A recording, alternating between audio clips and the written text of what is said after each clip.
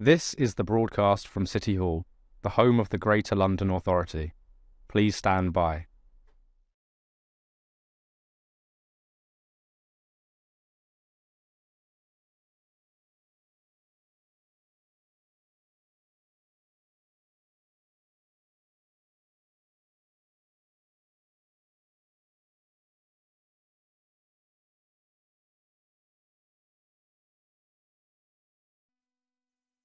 This is the broadcast from City Hall, the home of the Greater London Authority. Please stand by.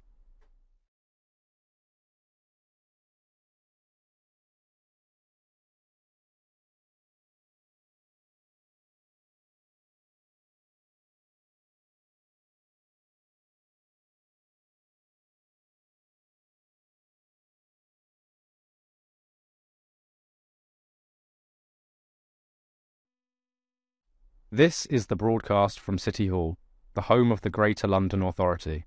Please stand by.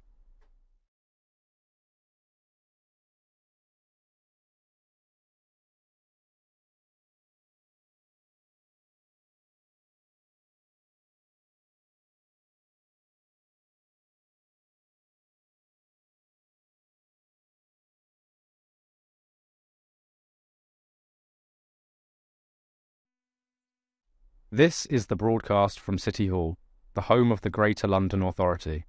Please stand by.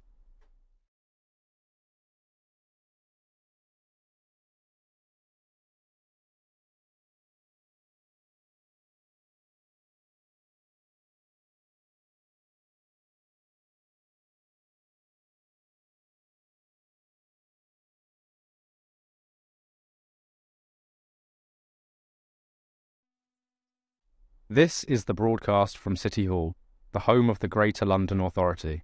Please stand by.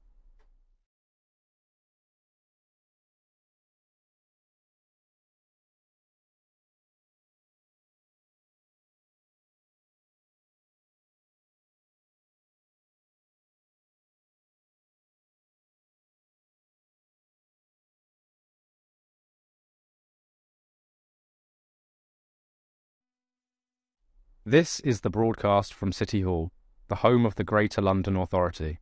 Please stand by.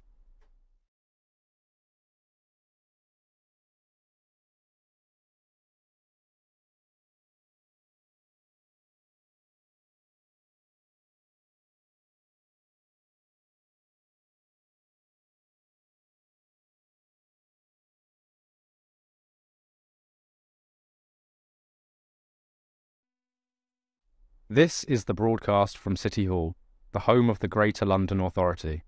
Please stand by.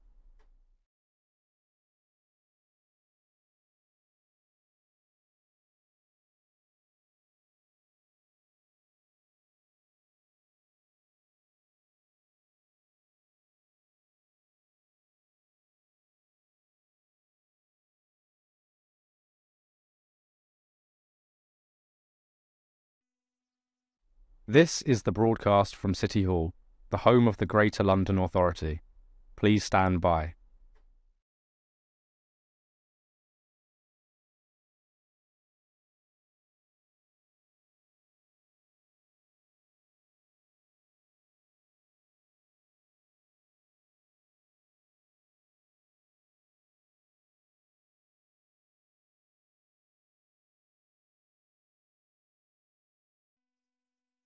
This is the broadcast from City Hall, the home of the Greater London Authority.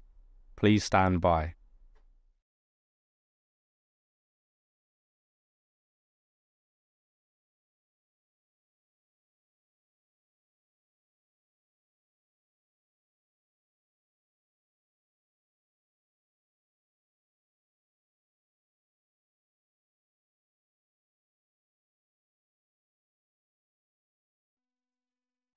This is the broadcast from City Hall, the home of the Greater London Authority.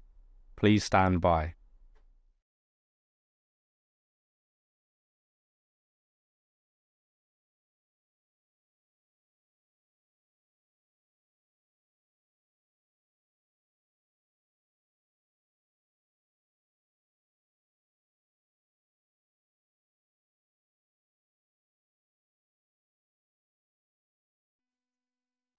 This is the broadcast from City Hall, the home of the Greater London Authority.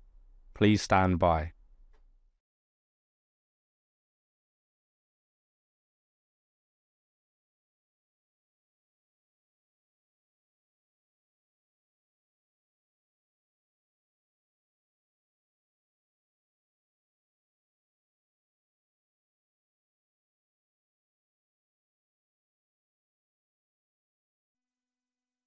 This is the broadcast from City Hall, the home of the Greater London Authority. Please stand by.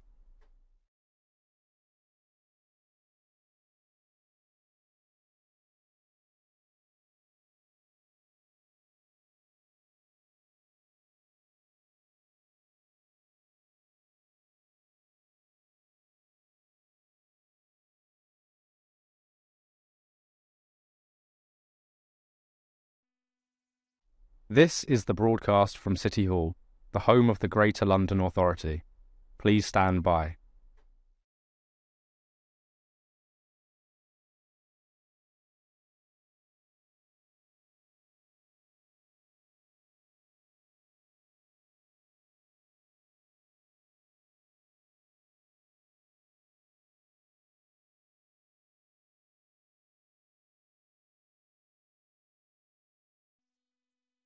This is the broadcast from City Hall, the home of the Greater London Authority. Please stand by.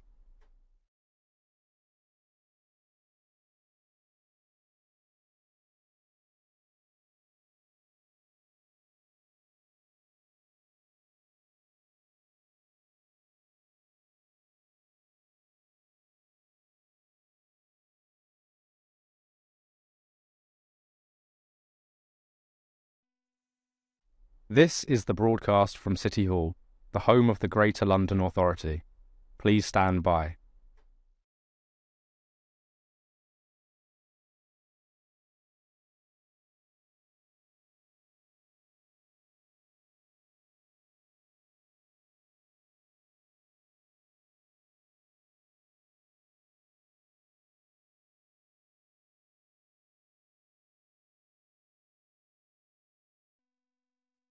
This is the broadcast from City Hall, the home of the Greater London Authority. Please stand by.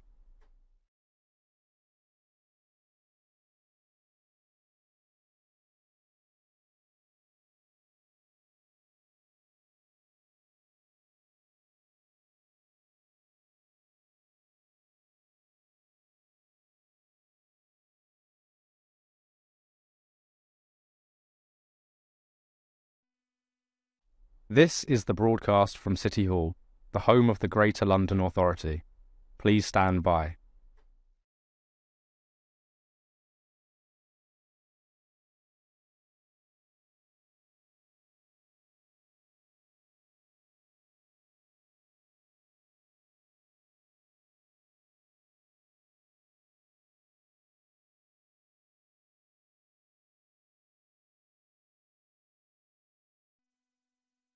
This is the broadcast from City Hall, the home of the Greater London Authority. Please stand by.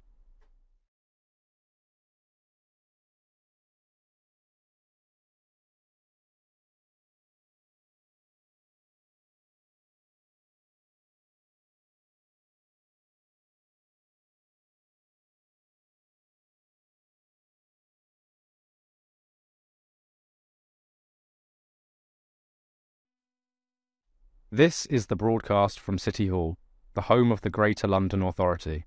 Please stand by.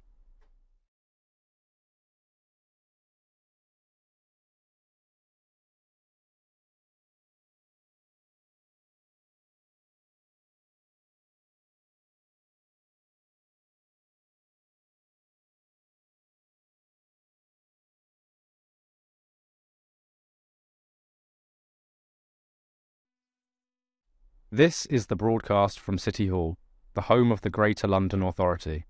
Please stand by.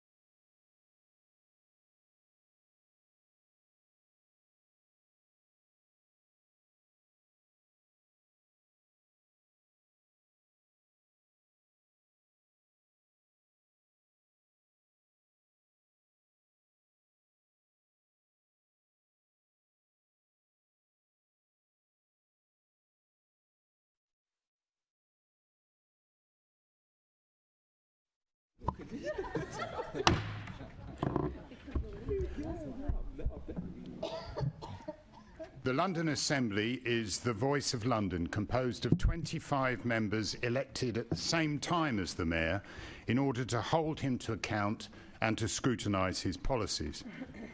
This is a Mayor's Question Time meeting of the Assembly, which means that all members are invited to attend and ask questions of the Mayor. Can I welcome members, officers and the public here in the gallery and watching on the webcast. In case of an emergency and any need to exit the building, guests seated in the public gallery should follow security staff and Assembly members should follow the meeting clerk. Please may I remind you to silence your devices, and can I ask the Mayor and members to position their microphones so that they can be heard clearly, moving it closer to you by picking it up from the base if required, not the neck. Members are also reminded to turn off any mobile hotspots for the duration of the meeting. Can I now ask the Clerk, Rebecca Arnold, to confirm any apologies for absence? Thank you, Chair. We have apologies today from the Deputy Chair, Assembly Member Dr Sahota, and from Assembly Member Duval. Thank you. Can I welcome students from Wilmington Grammar School in Dartford, and also representatives of the National Federation of the Blind and Inclusion London. You are very welcome to join us. Since the last all-Assembly meeting at the Mayor's Question Time on the 21st of December, continuing scrutiny of the Mayor's 2024-25 budget, the Budget and Performance Committee examined funding proposals for the London Fire Brigade, the Mayor's Office for Policing and Crime and the Metropolitan Police Service. The following day, the Budget and Performance Committee questioned the Mayor on what his 24-25 budget means for vital services for London, including transport and policing. The Police and Crime Committee discussed what is being done to tackle money laundering in London. As part of an investigation into protecting London's green spaces and greening grey infrastructure, the Environment Committee looked at the TfL's tree planting programme and land controlled by the Greater London Authority. The Economy Committee examined the impact of Brexit on London's economy, particularly around free movement, trade and financial services. Following an investigation into childcare in London, the Economy Committee published a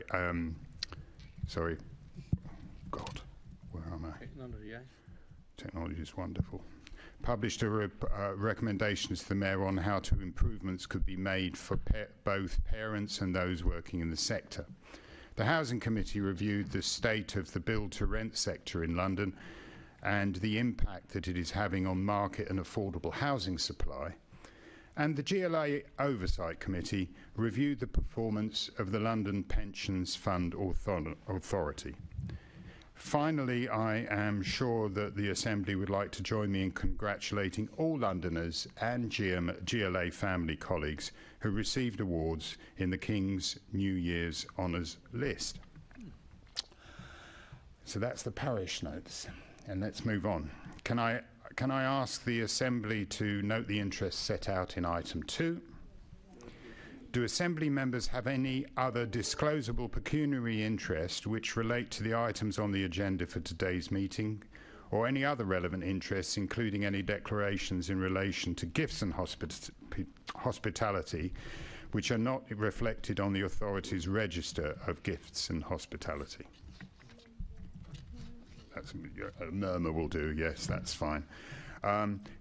Can I ask the Assembly to confirm the minutes of the London Assembly plenary meeting held on the 7th of December to be signed by me as a correct record? All right. One day somebody's going to say something there and I'm going to be very surprised.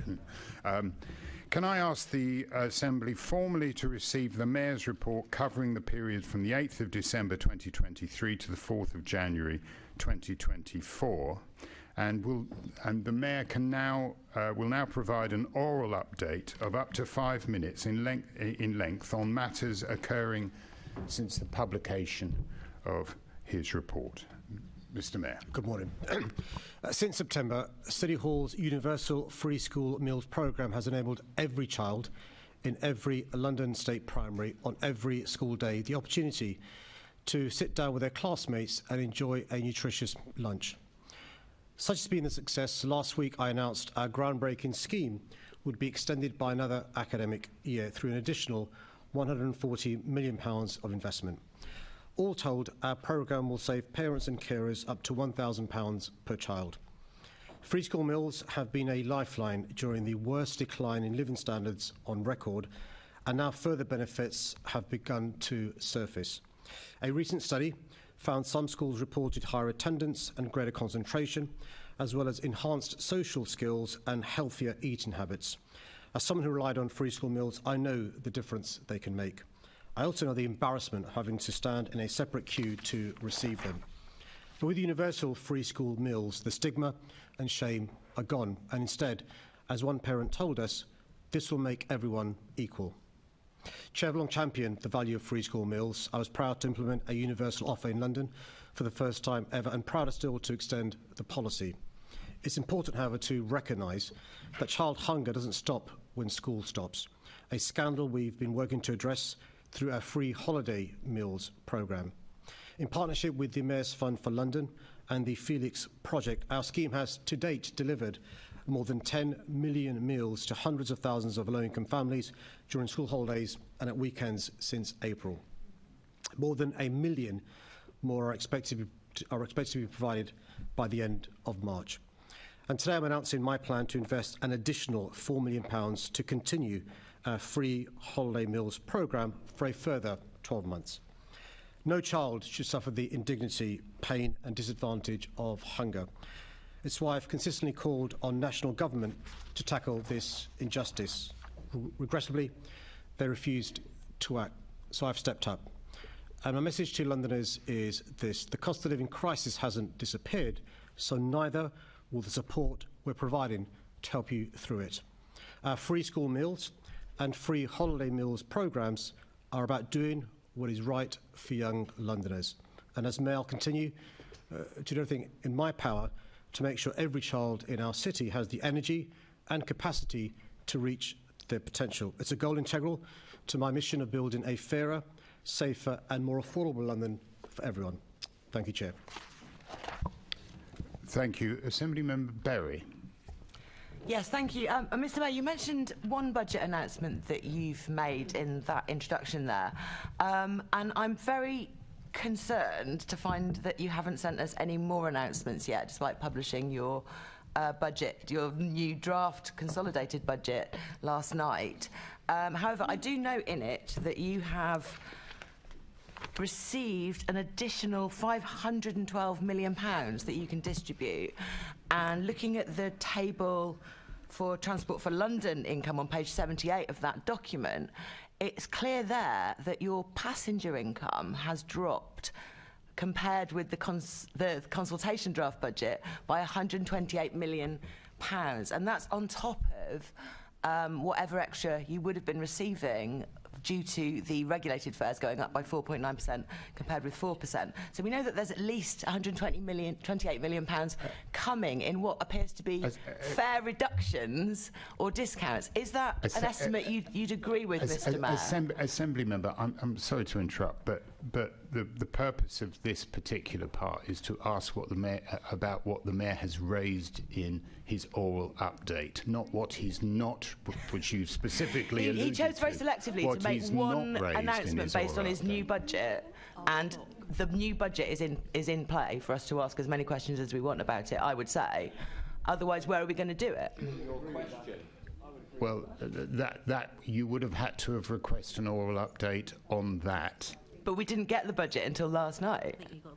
What do you think? It has to come now. There's no other place for it in the meeting. Question about the budget. Yeah. He mentioned something in his budget. He said in Okay. All right. mentioned the budget. I'm looking around and. Yeah, I think All right. Sorry for interrupting. It's just within the strict rules, you really shouldn't raise something that's not been raised by the Mayor. We raised it with the clerk as soon as we had this, basically, and the question to ask. So, Mr Mayor, to summarise, there's a big drop in passenger income noted between your consultation draft and your consolidated draft budget. You're looking to make some fare cuts. Am I right about that? And can you tell us any more about it today? I'm afraid I can't. What I can do is to invite the member to come to the plenary next week when we'll be going through the draft budget as published last night. I think we need to be told more about that as soon as possible, but thank you, Chair. That's all my question for now. Sorry, can we clarify? Is it a can't or is it a won't? Because I think Assemblymember Barry and all of us would like to know. Is it a can't or a won't? So Chair, to be clear, yes. The briefings I've got today is for Mayor's question time. I'm more than happy to answer any question in relation to the draft budget allocation next week during the plenary. Chair, he has published information which raises questions. This is Mayor's question time. Assembly members, we have a process. We have committees available to us in the future to ask those questions. I don't think now is the most appropriate time. Otherwise, it's a feeding frenzy on the Mayor on any issue whatsoever. Now, that's really not what we are about. So I'm afraid we will now move on from that. We now move to the questions on the priority order paper. Each group is allocated an amount of time to ask their questions that is proportionate to their size. The first question is entitled Areas of Responsibility, and it's in the name of Assembly Member Fortune. Thank you for your question. All my relevant pecuniary and non-pecuniary interests and positions are disclosed in my register of interests, which is online and can be viewed by any member of the public. I've been the most transparent Mayor ever, and our commitment goes well beyond the mandatory Local Government Transparency Code. We publish interests, gifts, hospitality and expenses for me, the mayoral advisors and the senior Greater London Authority officers. I publish my personal tax returns. My register of interest is updated regularly. The register shows that I'm lucky enough with my wife to own a home in London that meets mine and my family's needs with the help of a mortgage. I grew up in a council home and I've never forgotten the support that provided for my family. That's why council home building is so important to me, starting over 23,000 council homes since 2018 and meeting our targets for 116,000 affordable homes in London since 2016 are some of my proudest achievements as Mayor. The register also shows that I'm chair of TfL. Under my leadership, we were able to freeze fares for 5 years, introduce the Hopper fare, complete the Elizabeth line, which is now one of the most popular railway lines in the country, with around 4.5 million journeys per week, and introduce the new Superloop Outer London Express bus service. The register shows that I'm also chair of the Adult Education Mayoral Board, which oversees the adult education budget. Since being devolved to London in 2018, the AEB supports around 200,000 learners a year, helping them upskill themselves for the job market. I'm also proud to co-chair the London Partnership Board, which brings together leaders from business, the third sector, functional bodies, and local government to build consensus on tackling the biggest issues London faces. I'm also proud to be a member of several trade unions. The trade union movement was integral to fighting for the working conditions we all now take for granted, conditions like paid leave, sick leave, maternity leave, health and safety standards, and more. I've continued that mission with my good work for All London Standard, which now has over 140 employees signed up, giving more than 250,000 people better working conditions. I hold many other positions that are all listed online for complete transparency. Since we last met, my team has added my position as co-chair of C40 cities to the non-pecuniary interests listed on the register. Thank you very much. That was 2.5 minutes answering a yes or no question, which I think may be a record, so well done on that. And thank you for adding the C40's chair. I'm not a petty person. I wouldn't have made complaints or anything, but thank you for adding that, especially when it comes to transparency. The C40 organisation funded, I think, 78 separate adverts during the Uxbridge parliamentary campaign, so we need that kind of transparency. You touched there on one of your areas of responsibility. One of them is TfL, so I'd like to support my colleague Sian Berry and say, well, as chairman of TfL, are you planning to freeze or reduce fares in the coming few days?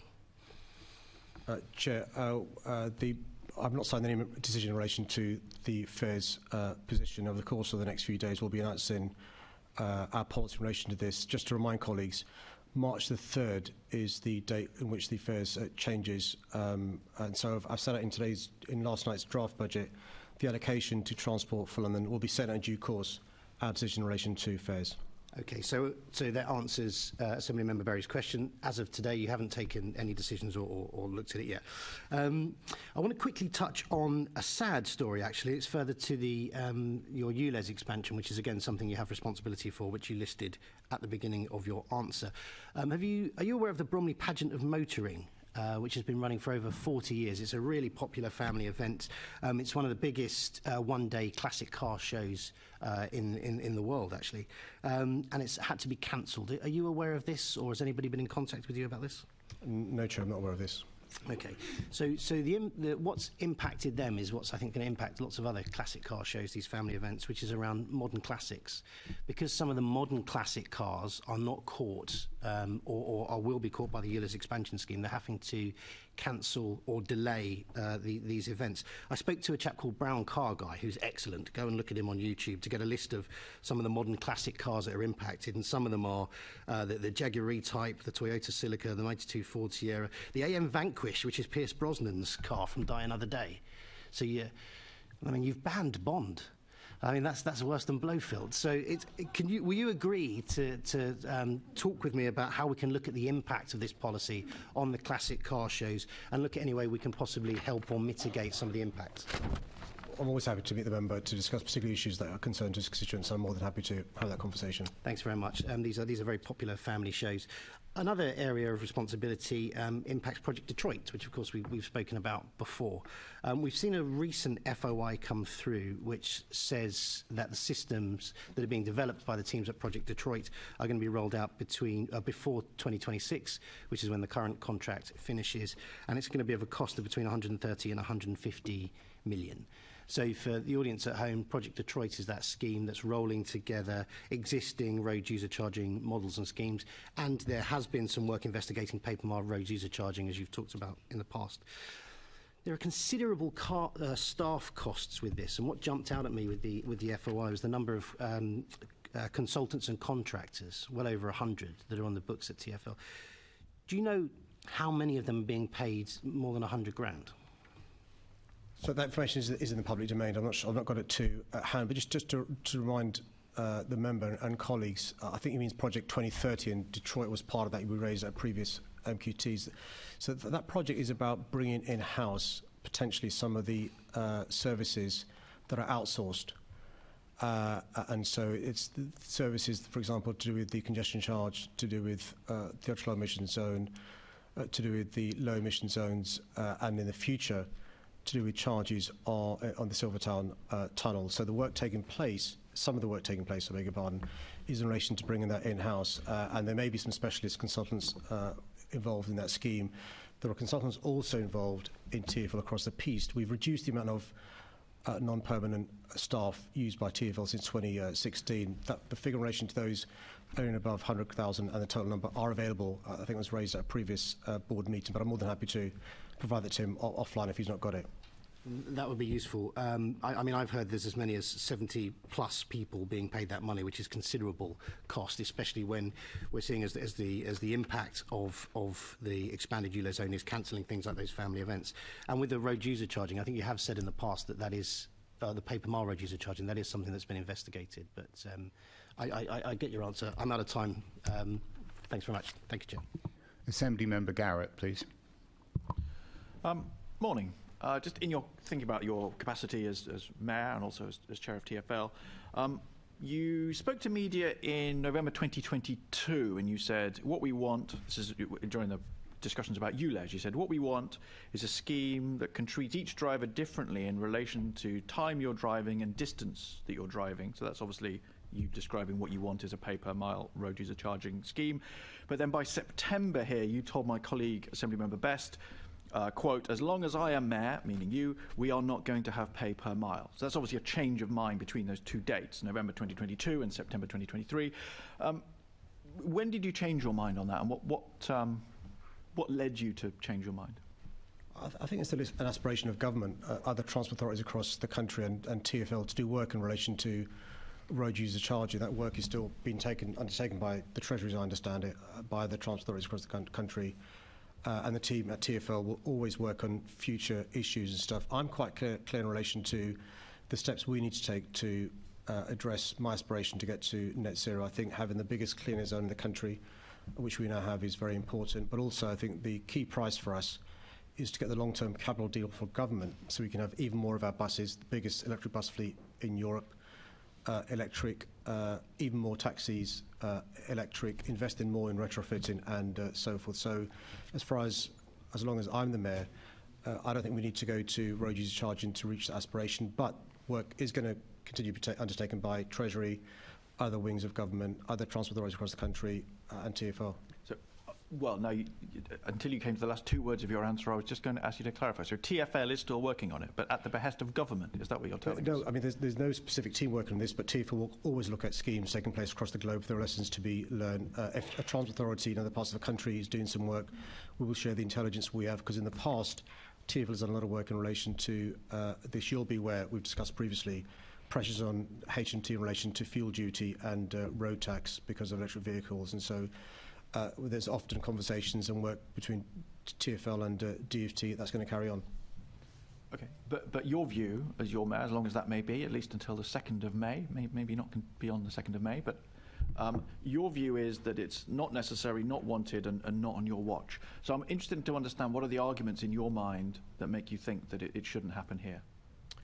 I think the realistic answer is there isn't the technology for it to happen in a global city like London. If another smaller city was doing this, you could try and emulate that, scale up. No one's doing it across the globe. I think realistically, very difficult to do in the short to medium term, particularly without resources that a government would require. So if HMT was to suddenly start spending even more on this, and DfT, that may accelerate the progress. I can't see it happening in the next term. So that's a very different answer, isn't it, from what you told Assemblymember Best? You told her, as long as I am mayor, we are not going to have pay per mile. But now you're not saying you're against it, you're just saying it's not possible yet. So if it were possible, then you might not be against it. I think simplifying payments is laudable. Not simplifying, pay per mile, that's not simplifying, that's fundamentally changing, isn't it? That's what the topic is. Simplifying, so rather than paying a separate fee for congestion charge, a separate fee for ULEZ, a separate fee if you go through the Silvertown you see, you're changing the subject. So I don't pay any of those things. None of those things apply to me driving around in my car. But if you brought in pay per mile, presumably it would, and it would apply to all the people in my constituency. Well, so that's what we're talking about. Bringing in a pay per mile. I'm trying to understand whether you quite like the idea, but you think the technology's not there, which is sort of what you've just said and what you said in November 2022, or whether you're ruling it out, which is what you told Assemblymember Best last September. So are you ruling it out because you think it's a bad idea, or are you saying not yet because it's not possible yet? I'm ruling it out. So it's not going to happen on your watch? It's not going to happen on my watch. So what are the reasons why you've ruled it out? A variety of reasons. One, because there are other things we're going to do which are more a priority in relation to our aspiration to get to net zero. There are other focuses we have, and the practical reason also is that the technology is not there. But there are other reasons as well why I think others are working on this, and I understand why they're working on this, and I understand why the government is spending some time with this, and we'll continue to support the government because we've got the expertise on these schemes.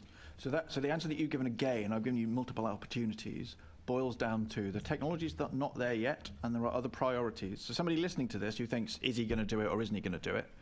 You've not really given them any reassurance that you wouldn't do it. Because you could sit here again in a few months' time and say, do you know what, the technology is suddenly there. Amazingly, TfL have had a breakthrough. And actually now this is a priority, I'm going to do it. Which is what happened. Remember you told my colleague, Assemblymember Prince, that you wouldn't do an Outer London ULEZ, and then months later you announced one. So we're in that situation, aren't we, where your assurances are quite weak. So the pay per mile scheme is not on my radar, it's not on the table, it's not something I'm going to do. Okay, I think your reasons for not wanting to do it boil down to not yet rather than not ever, it seems to me. Thank you, Chair. Thank you. Assemblymember Hall. Hello, good morning. You said at the very beginning you're going to, or in fact that you were the most transparent mayor ever. Now, if we look at your diary, you made a commitment to publish your diary as part of being open and transparent, all that sort of stuff. but the last update was the 29th of April 2022. Well, no, the Mayor's published their diary without being FOI'd, so I'll check why it's not been published and we'll make sure that happens. You committed to doing it? Unlike any other previous Mayor, I'll make sure that my office publishes the diary. It's no good saying like any other previous Mayor, if you commit to do it and then don't do it, then you don't say, well, nobody else has. You shouldn't commit to doing it in the first place, surely. Well, I think the question began by asking you claim to be the most transparent Mayor, and my answer is evidence of being the most transparent Mayor is I voluntarily published my diary where previous Mayors Yeah, didn't. except it hasn't been. Oh, bless you. No, yeah, it hasn't been it hasn't been updated since the 29th of April. So you may want to publish it, but you haven't. Well, I think you just accepted for the first 6 years of my mayoralty, it's been published. I'm not sure what's happened in relation to the last period. I'll make sure that happens. Excellent. Thank you so much. We now move on to a question from Assembly Member Russell, which is entitled Reducing Hit and Runs in London.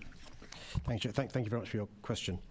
Every death and serious injury on London's roads, including those caused by hit and run collisions, is devastating and results in heartbreaking suffering for victims and their loved ones. That's why I adopted Vision Zero and have committed to eliminating all deaths and serious injuries from London's roads by 2041, including those from hit and run collisions. London has made huge strides towards reaching Vision Zero, consistently outperforming the national average in terms of people killed and seriously injured.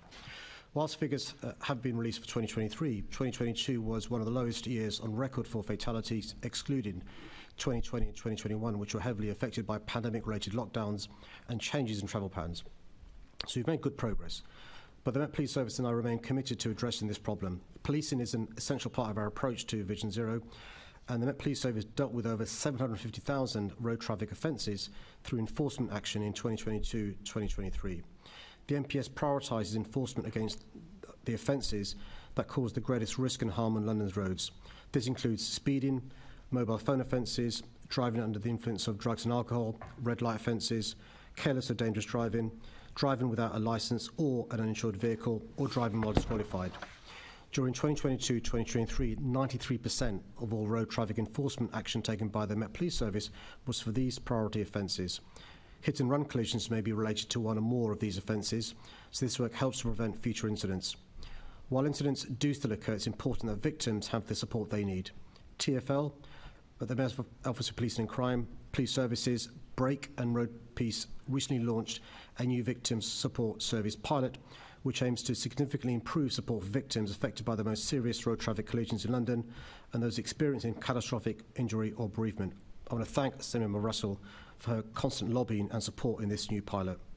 TfL will evaluate the service over the course of the one-year pilot and use the results to inform future programmes.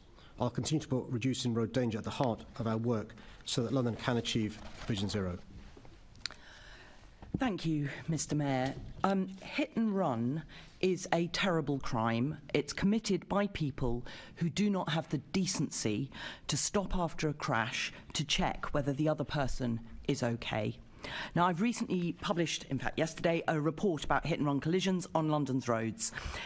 In 2021, there were nearly 8,000 hit-and-run collisions, nearly 2.5 times as many as there were in 2009. And of those, 10% resulted in serious casualties and some fatalities. The equivalent of more than 2 people a day. That's 2 Londoners every day whose family is devastated by trauma, injury, or in the worst cases, the death of a loved one through hit-and-run. So you have a Vision Zero strategy. Would you consider adding a hit-and-run action plan with a target to reduce hit-and-run collisions?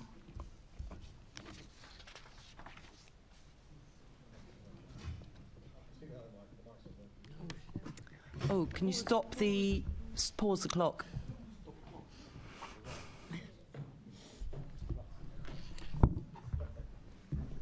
Thank you, Zach. Needs more Duracell, apparently. Yes, just stopped working. So, firstly, can I thank you for your report? I read a media summary of it last night. I'm more than happy to ask TfL to look into that particular recommendation, and also more than happy to ask the Deputy Mayor to work with the Deputy Mayor for Policing and Crime to get the MPS to look into your issues around hit and run as well, because reading the media report of your report, I've not read the report yet, you did raise a number of issues which I think demand addressing. Thank you. That is really great to hear. Now, Greens have been asking the same question every year since 2014 to collate the data we use for the report, which shows the extent of hit-and-run collisions in London. The data we've had back is inconsistent and frankly pretty poor. In 2020, Bexley, a borough of 250,000 people, was excluded entirely. In 2017, there were no details about fatal collisions, and in 2016, there were no details on hit-and-run collisions at all. So if the data on hit-and-run isn't clear, then no one's really even looking at the problem, let alone trying to fix it. So will you commit to ensuring that the Met and TfL improve both the quality of the data that they capture on hit-and-run collisions in London and the way that data is stored, analysed and shared with the public so people really understand what this problem is? Yes, and the reason why it's a yes is because I'm a firm believer in unless things are recorded and measured, it's very difficult to take action. And it shouldn't take you doing the report you've done to provide a clear picture on this issue, and there needs to be a clearer picture. So can I take that away as well to make sure that we do a better job centrally to have this data recorded, measured and it's transparent? Mr. Mayor, thank you very much indeed. That's much appreciated. I'm just going to leave it there. Assembly Member Hall, please. Thank you. Me again. What action has been taken against the ULEZ enforcer when he apparently knocked over Heather Watts? I'm sure you recall that in Biggin Hill. Sorry, Chair, I'm not sure about the particular case. I know the incident because it was referred to a previous Mayor's question time, but I didn't come prepared with the answer to that. I can go away and find out what happened and get back to the member. That would be helpful. Thank you. We're just going to briefly pause to get rid of the microphone. Thank you. Now we'll move on to Assembly Member Bakari, who will raise a question about fires in London. Thank you, Chair. Thank you for your question. The impacts of the extreme weather conditions experienced in London in the summer of 2022 were unprecedented and placed significant demands on the firefighters responding on the ground. I'm grateful for their efforts and the efforts of control officers and support staff who protected Londoners during that challenging period. Following those fires, the London Fire Brigade undertook a major incident review which identified lessons that can help to improve the response to these types of incidents in the future.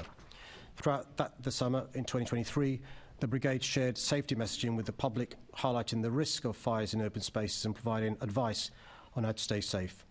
This included asking Londoners to dispose of their litter responsibly, put out cigarettes properly and avoid using barbecues in open spaces or on the balconies. The LFB also wrote to chief executives of councils who are responsible for open spaces, asking them to manage open spaces by cutting and removing grass or ploughing to reduce the risk of wildfires. The Brigade asked councils to increase the frequency of rubbish clearance and improve the enforcement of bans of disposable barbecues. Each borough command has now created a borough risk management plan which sets out how the LFB understands and responds to specific local risk. Part of this work includes assessing what preventative work is needed in open spaces. Officers also continue to learn from and engage with fire services nationally and internationally to develop LFB response arrangements for fires in open spaces. The LFB is piloting new equipment with improved offensive firefighting tactics to tackle wildfires. This includes a new specialist hose that I helped to fund as part of my £40 million transformation fund. The pilot will be reviewed after this in 2024. Alongside this, the LFB has introduced wildfire fighting training for all operational ranks and trained a cohort of 30 senior officers to become qualified tactical advisors for wildfires. In addition to the work undertaken by the Brigade, the London Resilience Forum, which is chaired by my Deputy Mayor for Fire and Resilience, works to prepare London for a range of risks, including the impacts of extreme heat, such as wildfires. And as announced this week, the partnership is currently planning to carry out a multi-agency exercise to test London's readiness for a period of 40 degrees plus temperatures later this year. Thank you. A toxic fire has been burning on and off for 20 years in East London. At Lauders Lane in Havering, toxic fires have been burning routinely over the summer. Residents have been complaining of nosebleeds, breathing problems, coughing fits, and even burns from walking on the ground. I visited the site in October last year. What I saw and heard was truly shocking. This fire is potentially a major health hazard in the area. Now, you previously stated that you're in contact with Havering Council and the Environment Agency about possible solutions to this crisis. However, as of today, we have had no progress. This is really worrying. As summer returns, the residents will be faced with another season of toxic fires burning in their neighbourhood. The residents simply feel ignored. Are you able to update me about more recent discussions you've had with the key stakeholders since the end of last summer? I can, Chair. The Deputy Mayor for Fire and Resilience has asked me to thank in particular Keith Prince for his efforts to bring the council, the community, the landowner and others together. Can I thank you, Keith, for your work in relation to this? So to give you an update, there are now 2 working groups, and Keith will be aware of this, I'll share this with other colleagues. There are 2 working groups, a high-level steering group chaired by the leader of the council with the local MP John Cruddas, local councillors, the Environment Agency, GLA and London Fire Brigade representatives. There is also a technical working group focused on health impacts chaired by the Havering Council Public Health Director with the Environment Agency, the UK Health Security Agency, Imperial College and the GLA represented as well. The Council has recently reached an agreement with the landowner and has carried out a site survey, and the Deputy Mayor is in frequent contact with the local community through the Assembly Member as well. Thank you. Now, the London Fire Brigade tended over 70 fires since 2018. This site is so unstable that attending the site has put fires out, putting the lives of London's firefighters at risk. So, considering all the meetings that you've just said that's happening, and the fact that the GLA is now going to be taking some responsibility here, do you think that this is now has to be a key issue for yourself and the GLA, not just Havering Council? Well, it's important to state that the land isn't owned by the GLA or by the council. What they're trying to do, there's been a change of ownership of the land, is to try and get some progress in relation to the responsibility the landowner has. To quote the phrase used, this is an unregulated dumping ground. And what local residents have been facing is the consequences of a lack of responsibility from the landowner. So there's been a change in the council in 2022. There's been a change in landowner. We're hoping to make progress, and the residents there deserve some progress to be made. But we'll carry on supporting the local community with the resources and the limited powers we have. One of the things that we've been hearing is that the remediation of the site has been complicated because you were just mentioning the ownership changes, as well as Greenbelt legislation. I understand that Havering Council has the primary responsibility of ending this scandal, but the council is going through some really financial difficulties. Now, given your personal commitment to tackling air pollution in the city, if funding is an issue, would you be willing to step forward to help tackle this issue with resources as well as funds? What sort of resources and figures are you talking about? Well, in terms of funding, do you think you can support the Havering Council at all in terms of that? If there's any difficulties facing the council in dealing with any issues to do with remediation? Yeah, I'm unclear what funding the member's asking for, Chair.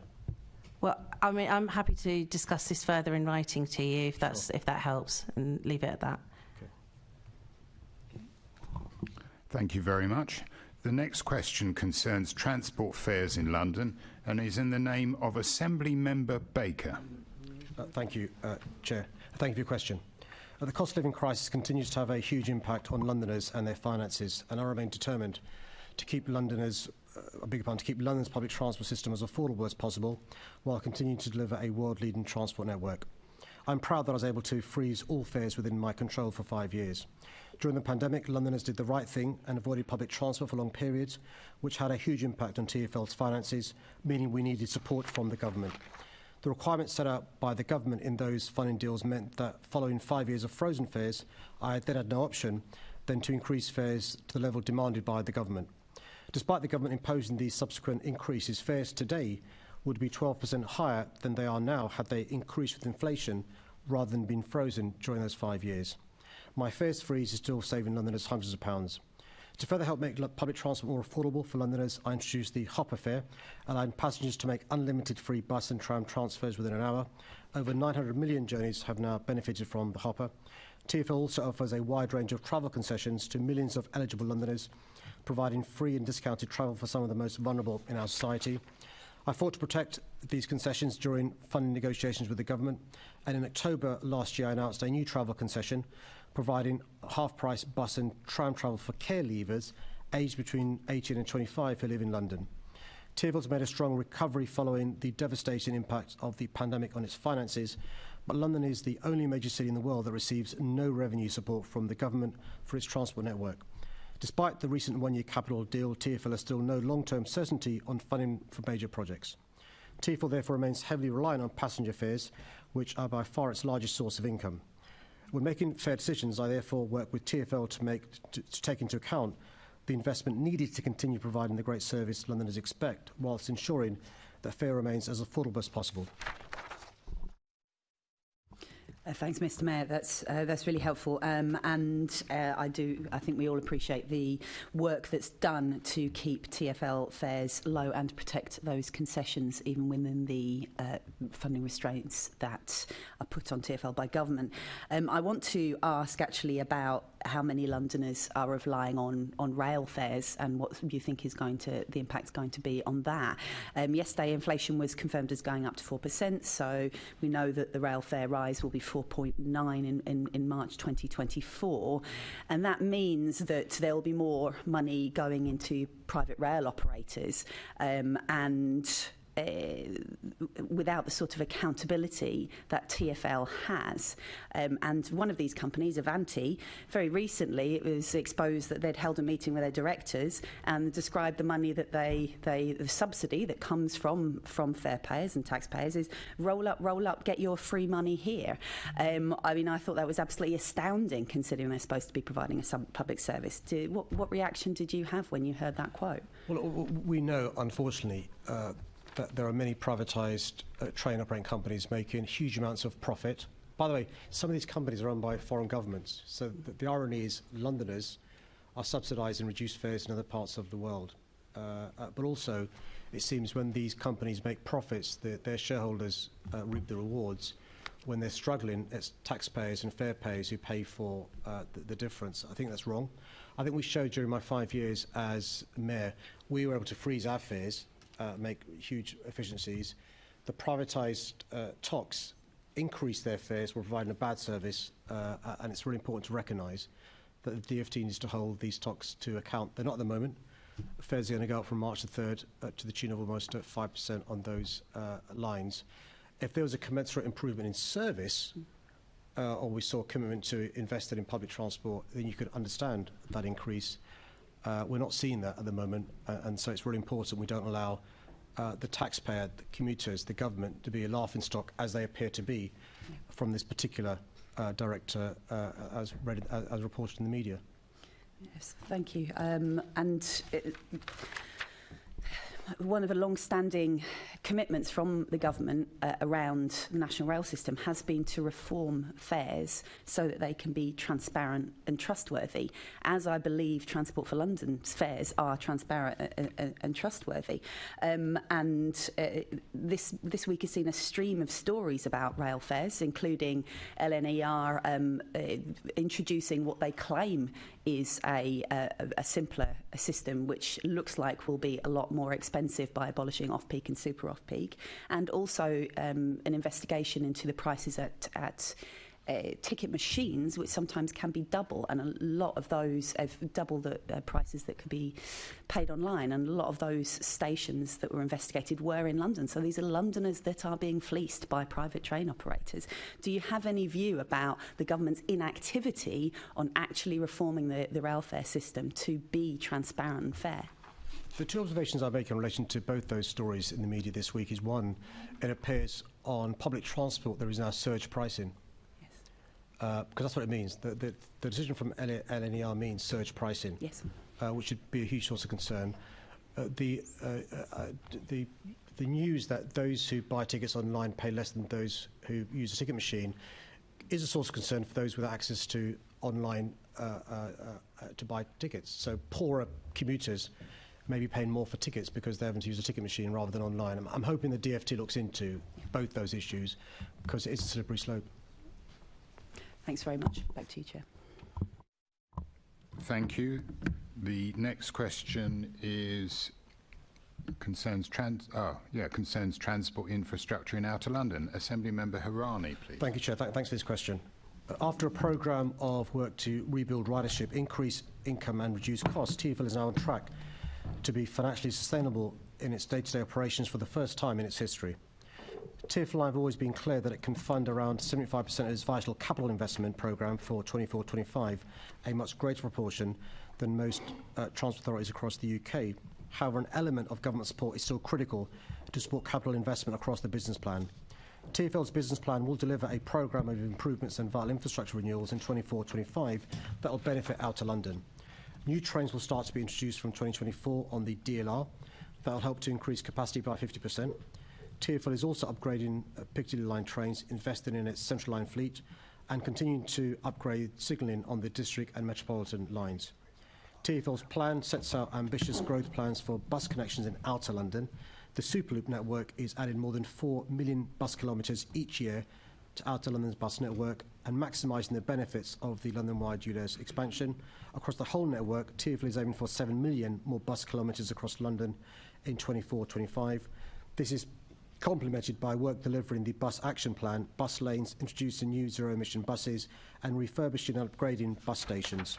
TfL has constructed many of London's most significant infrastructure projects in recent years using transport to unlock economic growth and improve connectivity in Outer London. This includes major projects like the London Overground extension to Barking Riverside, the Northern Line extension and the Elizabeth Line. The highest priority infrastructure ambitions include delivering the DLR extension to Thamesmead, maximising the potential of Old Oak Common and progressing the West London Orbital Rail project. Each of these would transform public transport connectivity and thousands of new homes in Outer London. TfL is now able to deliver its planned improvements for 2024-2025, but as the government has consistently recognised, additional long-term support for capital investment in transport is needed if TfL is able to continue to deliver vital improvements to London's transport network. Thank you, Mr. Mayor. And in particular, I'd like to echo the Chair's opening remarks welcoming Inclusion London, because one of the major issues and complaints I receive from disabled Londoners is that the centre of London has more infrastructure, if you like, in terms of accessible and step-free stations, but Outer London doesn't, and we are far behind where we should be after the previous mayor froze or stopped step-free stations coming forward. I'm pleased to say that in my time as Assembly member, we've seen Sudbury Hill, Harrow on the Hill become step-free. One of the beneficiaries, I think Adam Gabsey, is in the audience today. But can you assure us and Londoners that you will continue that investment in step-free access so that transport infrastructure in Outer London is also accessible to all? Well, I think if you're assiduous lobbying on this, and I've met Adam many times, and he's explained to me it makes it easy for him to go and see his beloved Arsenal, particularly in the last couple of years. It's a joy to watch them. I'm afraid you're behind Liverpool, Adam, when it comes to the Premier League table. But listen, I recognise the importance to people who have challenges around accessibility, having step-free access. And the issue is this, I think, Krupesh, is that many of us who don't rely on wheelchairs sometimes don't realise the consequences of the lack of step-free. So I'll give you one example.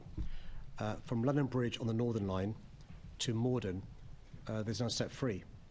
Now, I've never noticed that because I can use the escalator, I can use stairs. But if you're disabled, that's a big issue, a big challenge. And there are other parts of London which are step-free deserts. And we're doing what we can to try and address this issue. We've managed to increase hugely the amount of stations that are step-free. We've gone from a quarter to 33% in relation to improvements in underground. Still not good enough. We're making more progress on our buses and our bus stops, trams, overground. The Elizabeth Line is all accessible. But you're right, we've got to carry on making sure we invest in this because public transport, if it's to mean what it says on the tin, it's got to be transport accessible to all the public, including those who use wheelchairs. Thank you, and I welcome the recent announcement from TfL on investment into feasibility studies at Rayners Lane and Alperton stations in my constituency as well, along with 8 other stations across London. Now, turning to the Superloop, it has so far been a success, certainly in my part of London, with the Superloop 10 route.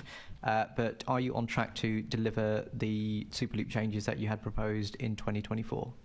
Thanks. So thank you for that, and it's great to see the huge success of the SL10.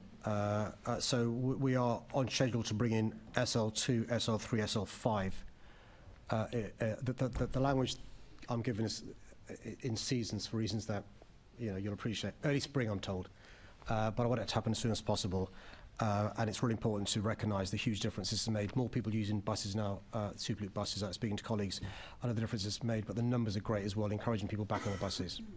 Thank you. And you mentioned West London Orbital in your opening answer to me. How important is that we continue to look at innovative infrastructure across Outer London so that we can connect Outer London and the boroughs beyond the centre of London together? For too long, I mean, for the history of our city is investment in the centre of our city, and often the outer London, the suburbs, are neglected. Just look at a panoramic view of our city. Where are the tube stations? Where's the major infrastructure? You can see the problems of our cities. We're trying to address that with major infrastructure projects. The great thing about the West London Orbital is the support from the councils. Those West London councils doing remarkable amounts of work using their own money. If this thing's going to get off the ground, we need support from the councils, from City Hall, from TfL, and from the government. We're not yet ready to put in a bid to the government, but I want to thank the councils for the work they're doing to make sure we've got a bid to put into the government. The good thing is there are already lines there that we could use. So it's a scheme that doesn't cost as much as otherwise would from scratch. And there's partnership from 3 of the 4 ingredients. And I'm sure once there's a bid to go in, fingers crossed, we'll get support from the government as well. Thank you. Thank you, Chair. Could you start the clock on this? Mr. Mayor, you referred to the importance objective of ensuring that as many stations as possible are step-free access.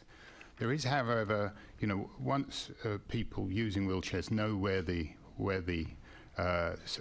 lifts are, shall we say, step-free access is, then they can plan their journey.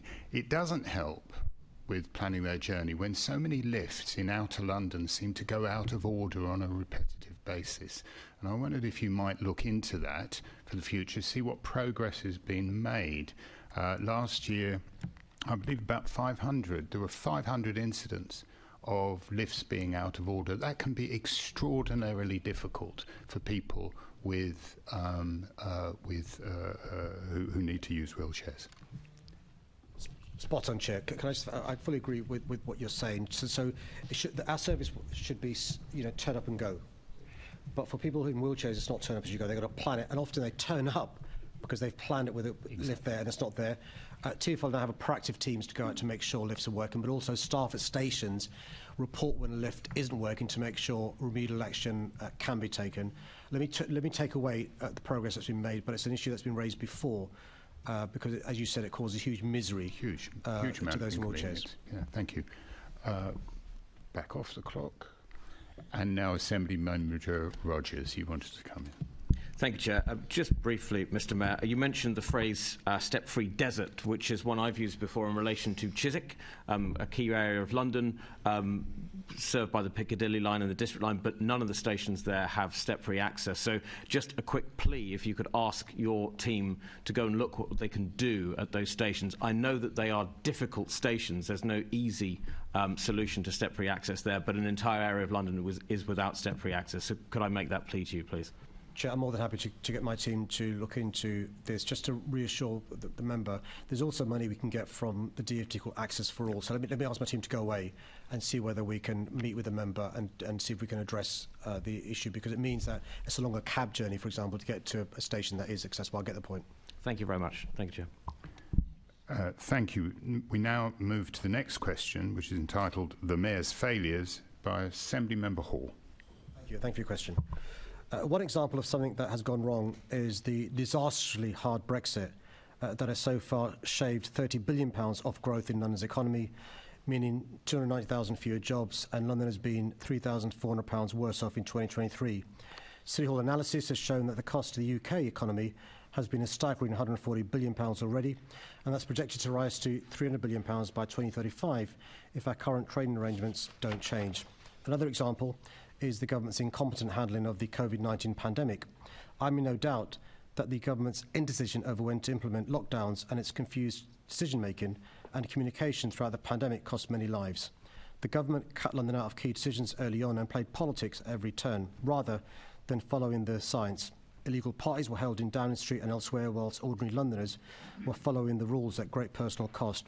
This was a huge failure of morality and integrity in public life.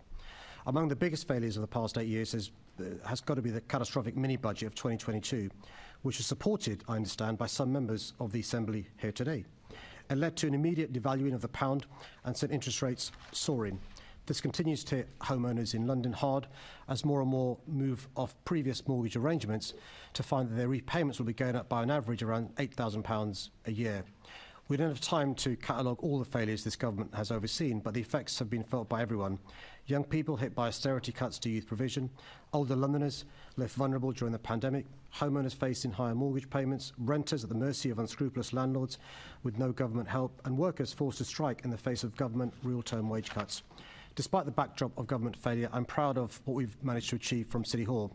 To give just 5 examples, getting London building again, more new council homes for Londoners than any time since the 1970s, tackling the triple threats of congestion, air pollution and climate change, putting 1,300 more bobbies on the beat to keep Londoners safe, and funding 500 additional PCSOs, providing 100,000 vulnerable young people with access to a personal mentor, and providing free school meals to every state primary school child in London, both this year and next, saving families up to £1,000 per child over 2 years. Do you know what? I really thought for once you'd actually think about the fact that you are the Mayor of London, that you have a £21 billion budget. And I thought just for once you might not have blamed somebody else for something else that goes wrong. I thought there might just be an atom of humility there, but no. As usual, you blame everybody else for anything else. Now, me, when I put that question in, I was spoilt for choice. I could have found so many things that had gone wrong under your mayoralty that actually were your responsibility. But I alighted on one because it affects the public. And that's the amount of money that you've wasted. Public money, our money, taxpayers' money, Londoners' money. So, I've got some questions here. They're very easy questions, so if you could answer them in a short and concise way. So, how much money have you had to give back to the government because you have failed to recruit police officers? Well, Chair, there have been challenges in recruitment across London, including the Met Police Service, the London Fire Brigade, the NHS, social care, construction and hospitality. The government has clawed back £60 million from the Met Police Service because the Met Police Service, like other public authorities in London and the private sector, has not been able to recruit the amount the government demand. What the Commissioner suggested to the government is, rather than taking the money back, if we were to use some of that money for civilian staff, back office staff, that free up police officers to be in the streets, in the communities, rather than in buildings doing paperwork and other things. And those conversations are taking place between the Commissioner and the Home Secretary, and I'm hoping they bear fruit. Yeah, not my fault, Gov, as usual. Actually, it's a simple question. You had to give back to the government £31 million last year, £61 million this year. You were the only police and crime commissioner in the country to fail to recruit enough police officers. I can only assume it's because people don't want to work for you. So the next question, how much money is lost per year because you have failed to tackle fare dodging on the London Underground? I've not got that figure to hand, but it's gone down since I've been Mayor, and we're continuing to make progress in relation to this issue by employing more TfL enforcement officers and addressing the issue of fare evasion. It is a serious issue, one that TfL takes seriously. We're making progress. We're going to continue to make progress over the course of the next year. OK, I'll help you out again, as I do so often. It's £130 million. £130 million worth of taxpayers' money, Londoners' money. I just don't know how you've allowed crime to get so bad in our city that £130 million is lost for people who think that they don't actually have to pay their fare. So the next question, how much taxpayers' money are you giving away so that trade unions wouldn't scupper your re-election campaign by going on strike? Well, Chair, I'm really pleased and proud that before the pandemic began, we managed to reduce strike action on the underground by more than 73% by negotiating and talking rather than legislation. It is the case that according to just one sector in our economy, hospitality, a week-long strike would have cost hospitality £50 million just that one sector. And think about all the other sectors and the problems it caused to Londoners going about their business, from patients missing hospital appointments to students missing school time and university time. So because TfL didn't have the resources to negotiate and reach a resolution with the trade unions, I stepped in, as I did last year with the Fire Brigade, as I did with the GLA, and as I did with the Development Corporation, as the government did, by the way, with the police last year as well. So we've added to the TfL budget £30 million for TfL to negotiate with all 4 trade unions to try and resolve these issues amicably rather than have strike action. And I'll continue to encourage negotiation and talking rather than walking out. And we'll see later on this month how successful the government is in relation to the national rail. We've seen over the last couple of weeks the consequences with junior doctors in the NHS and strike action. Can we stick to what you're responsible for? Because this is Mayor's question time, which means you should be answering questions for things you're responsible for. So that's £30 million. I'm glad you've admitted to that now, because you didn't know how much it was the other day. By the way, you really must show me where this magic money tree is, because I will find that very, very helpful. But how much money has the RMT actually paid the Labour Party since 2017? The RMT is not affiliated to the Labour Party. £200,000. That's quite a good deal, isn't it? So how much money has ASLEF paid? Because I'm sure they'll go on strike next to the Labour Party since 2017. I'm not sure how much money ASLEF has paid, but I'm incredibly proud to be funded by workers rather than the sort of people that fund the Conservative Party. I'm really proud. Let's just concentrate on you, shall we? £500,000, Mr. Mayor. 500,000. Now this is a much easier one. You should know this. Which trade union paid you £1,512 for your re-election leaflets? Well, I'm hoping a number of them. I'm a member of a number of trade unions. Incredibly proud to be a member of a number of trade unions. Incredibly proud to be on the side of workers. Yeah, easy answer. It's unison. Unison. Were those the same leaflets that actually featured a GLA-owned photograph in breach of the use of resources policy? Were those pictures? I'm not sure what I was referring to, but I'm more than happy to go and look into the issue. Do you think at all that there's a conflict of interest paying taxpayers' money to the unions that fund you? Do you think there is, yes or no? I think, Chair, it's really important to distinguish staff I'm just getting asking, paid. yes or no, do you or don't you? I think it's really important to distinguish staff being paid a fair wage and the allegation that it's unions that have been paid taxpayers' money. I don't result at all from wanting all workers employed directly and indirectly by the GLA, TfL, Met Police Service, London Fire Brigade, the Development Corporation, to receive a decent remuneration package for the work they do. And I want to thank them for the work in particular they did during the pandemic. I'm astonished that they've been denigrated by somebody aspiring to be the mayor. So, so going on with what's wrong with under your mayoralty and me talking about how much money you've wasted. Obviously, I could go on for hours, but I won't. But in 2018, you got police officers to do training on what colour their personality is. And we all know that that cost 10 million because that's been in the press before. And according to many of the police officers who attended, they said that the training was a complete waste of time. Did you do it, Mr. Mayor? If so, what colour is your personality?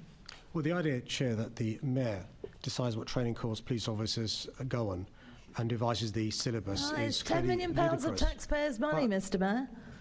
But I don't apologise for wanting our police officers to receive proper training.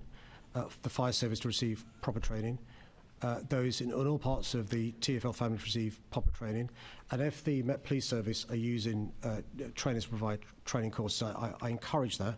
I think it's really important. So, what to make colour is sure, your personality, Mr. Mayor? I think it's really important, Chair, not to micromanage the training from City Hall, but to have confidence in the Met Police leadership. It must be one colour. Some people say you haven't got one, but I think you have. What colour is your personality? Mine, by the way, is red, which is completely off-brand. Yeah, focused, decisive, direct, challenging, assertive, and action-orientated, Mr. Mayor. That You're right, apparently that is is what I off-brand. am. Well, well, Chair, I've not been on the training that she's been on, and so No. clearly the training is not providing value for money. So, in total, Mr. Mayor, you've either spent or been forced to return £92 million of police funding. So, really, the only black hole in funding for our police is the one that you've made. So, will you get to grips with our money, and it is our money, and give the police the backing that they need? I'm sure, Chair, when the member was preparing these questions last night, they probably sounded very clever. But I'm But really your proud. answers are never clever, though, Mr. Mayor, are they? I'm really proud that I'm the mayor since 2016. That's increased by more than 93%. More than 93%. The money the Met Police Service receives from City Hall. I'm really proud to have increased their budget by more than £1 billion since 2016, and I'll carry on supporting the police Let's service. go on about wasted money. Beach parties, festivals. Over £1 million worth, 700k on 2 beach parties, 420,000 on parks, festivals to celebrate the outdoors, like you'd do anything else, I suppose, in a park. And let's not forget some of the other ridiculous wastes on your watch, like bicycle ballet, renaming roads, tearing down statues. Are you happy to be wasting money in this way, Mr. Mayor? Well, Chair, my understanding is that a mayor called Boris Johnson began the Royal Docks parties in 2013. How long has he been mayor? 8 years. So 8 long years. You cannot constantly blame the previous incumbent.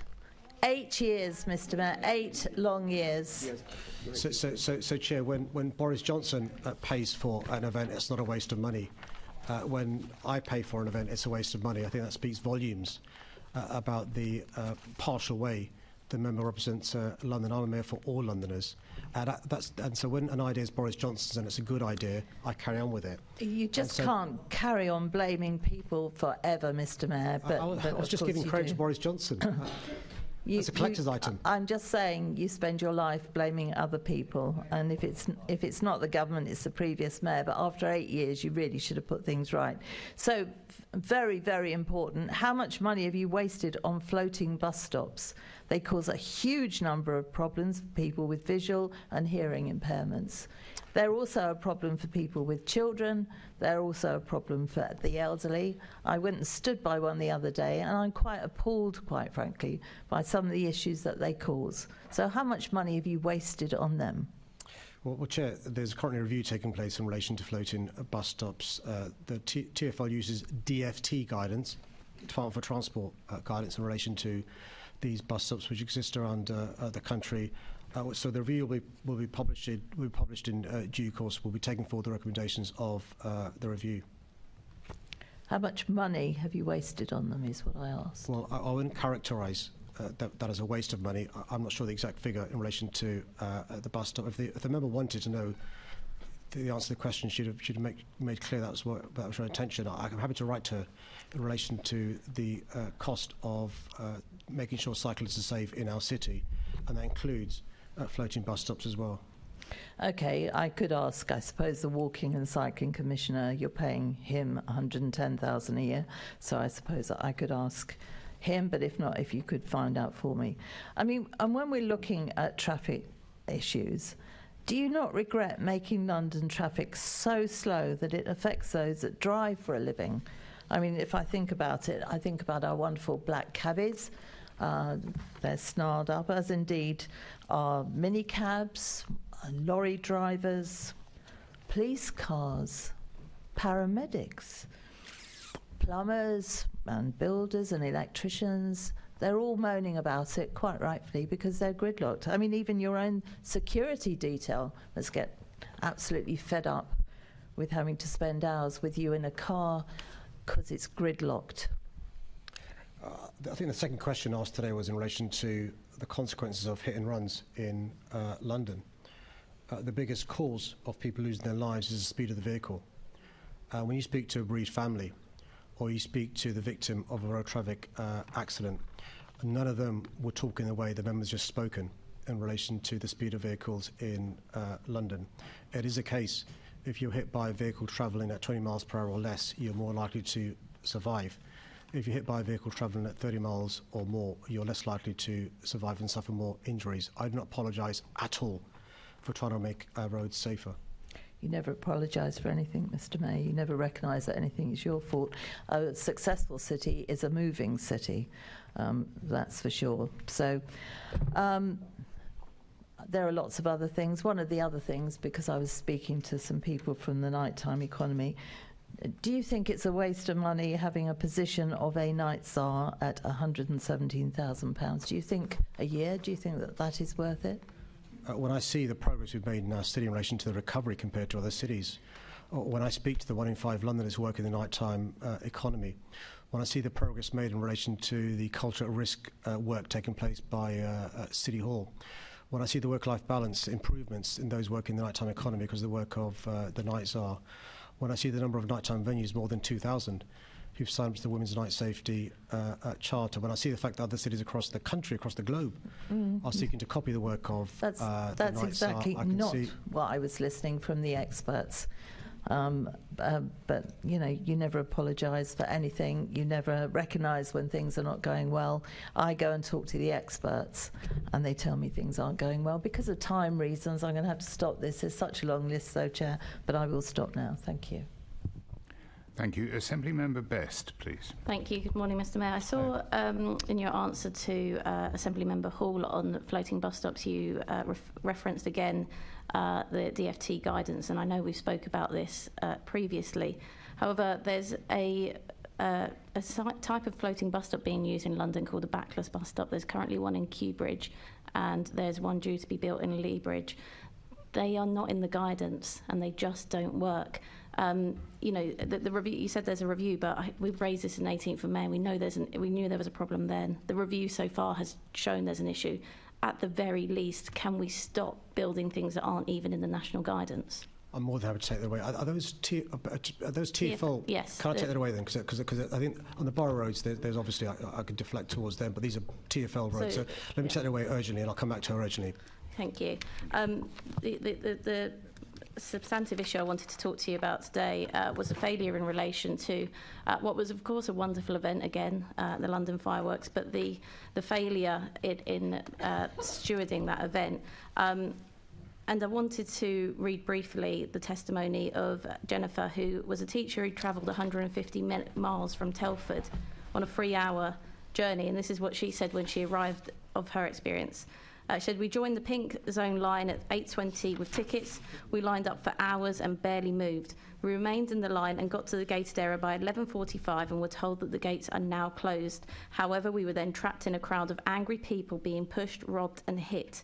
People were getting more and more aggressive. We only came across one steward the whole time, dealing with thousands of people. So there was no communication and very little signs.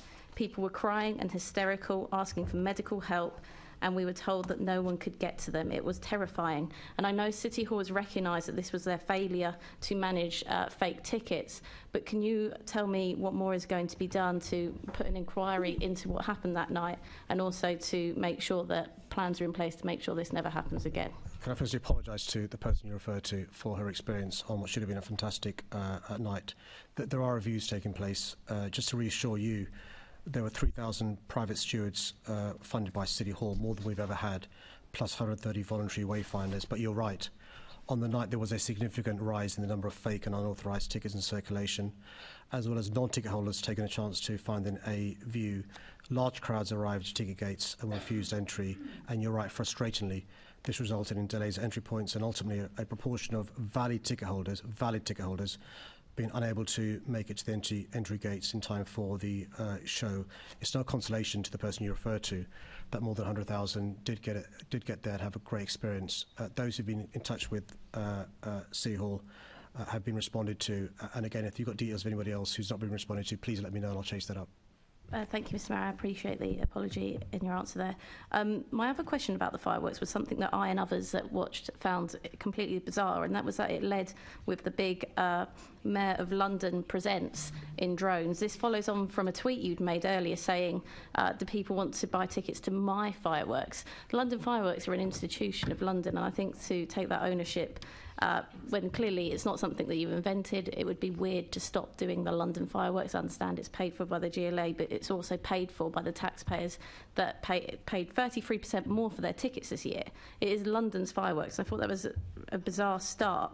Could you tell us how much it cost to put your name up on lights in New Year, and whose decision was that? Well, first of all, Judge, I should say I resisted the advice to have my face on the Shell building like Boris Johnson did in 2013 and 2014. I know you've got a bit of a bromance going this morning, but I do just want to talk about you and your decisions. Well, again, it's one rule for a Labour mayor, one rule for a Conservative. It's not really. I'm happy to call out any project, but we're not talking about that right now. We're talking about the fact that this was New Year's, and I want to know how much it cost to put your name up in lights and whose decision it was to do that. So I resisted the advice to put my face up at the New Year's Eve fireworks. But I did. We're all very grateful for that. Thank you. But I did what the previous mayor did. So the previous mayor also had a Happy New Year from the Mayor of London in previous years. And in previous years, he's also, in fact, in one year, David Cameron spoke in the fireworks display. Next year, with the Labour Prime Minister, maybe I should bring that back as well in relation to the fireworks. There were no additional costs in relation to the drones. In fact, the drones led to less of a cost, as did the light display, and less carbon dioxide emissions as well. Well, actually, there would have been a cost for the amount of time that we had it, and even if we could have got a discount on that bit of the display, I think most people would have been grateful for that. And you mentioned, obviously, using speeches. I thought it was strange that you use a clip of yourself in support of the Equal Marriage Bill, when, in fact, that wasn't actually something that you had brought in. It would have been more relevant to, obviously, use the Prime Minister of the time, or to use perhaps a newsreader, but you did select to use yourself. It was an egotistical take on the fireworks, and frankly, people are sick of it.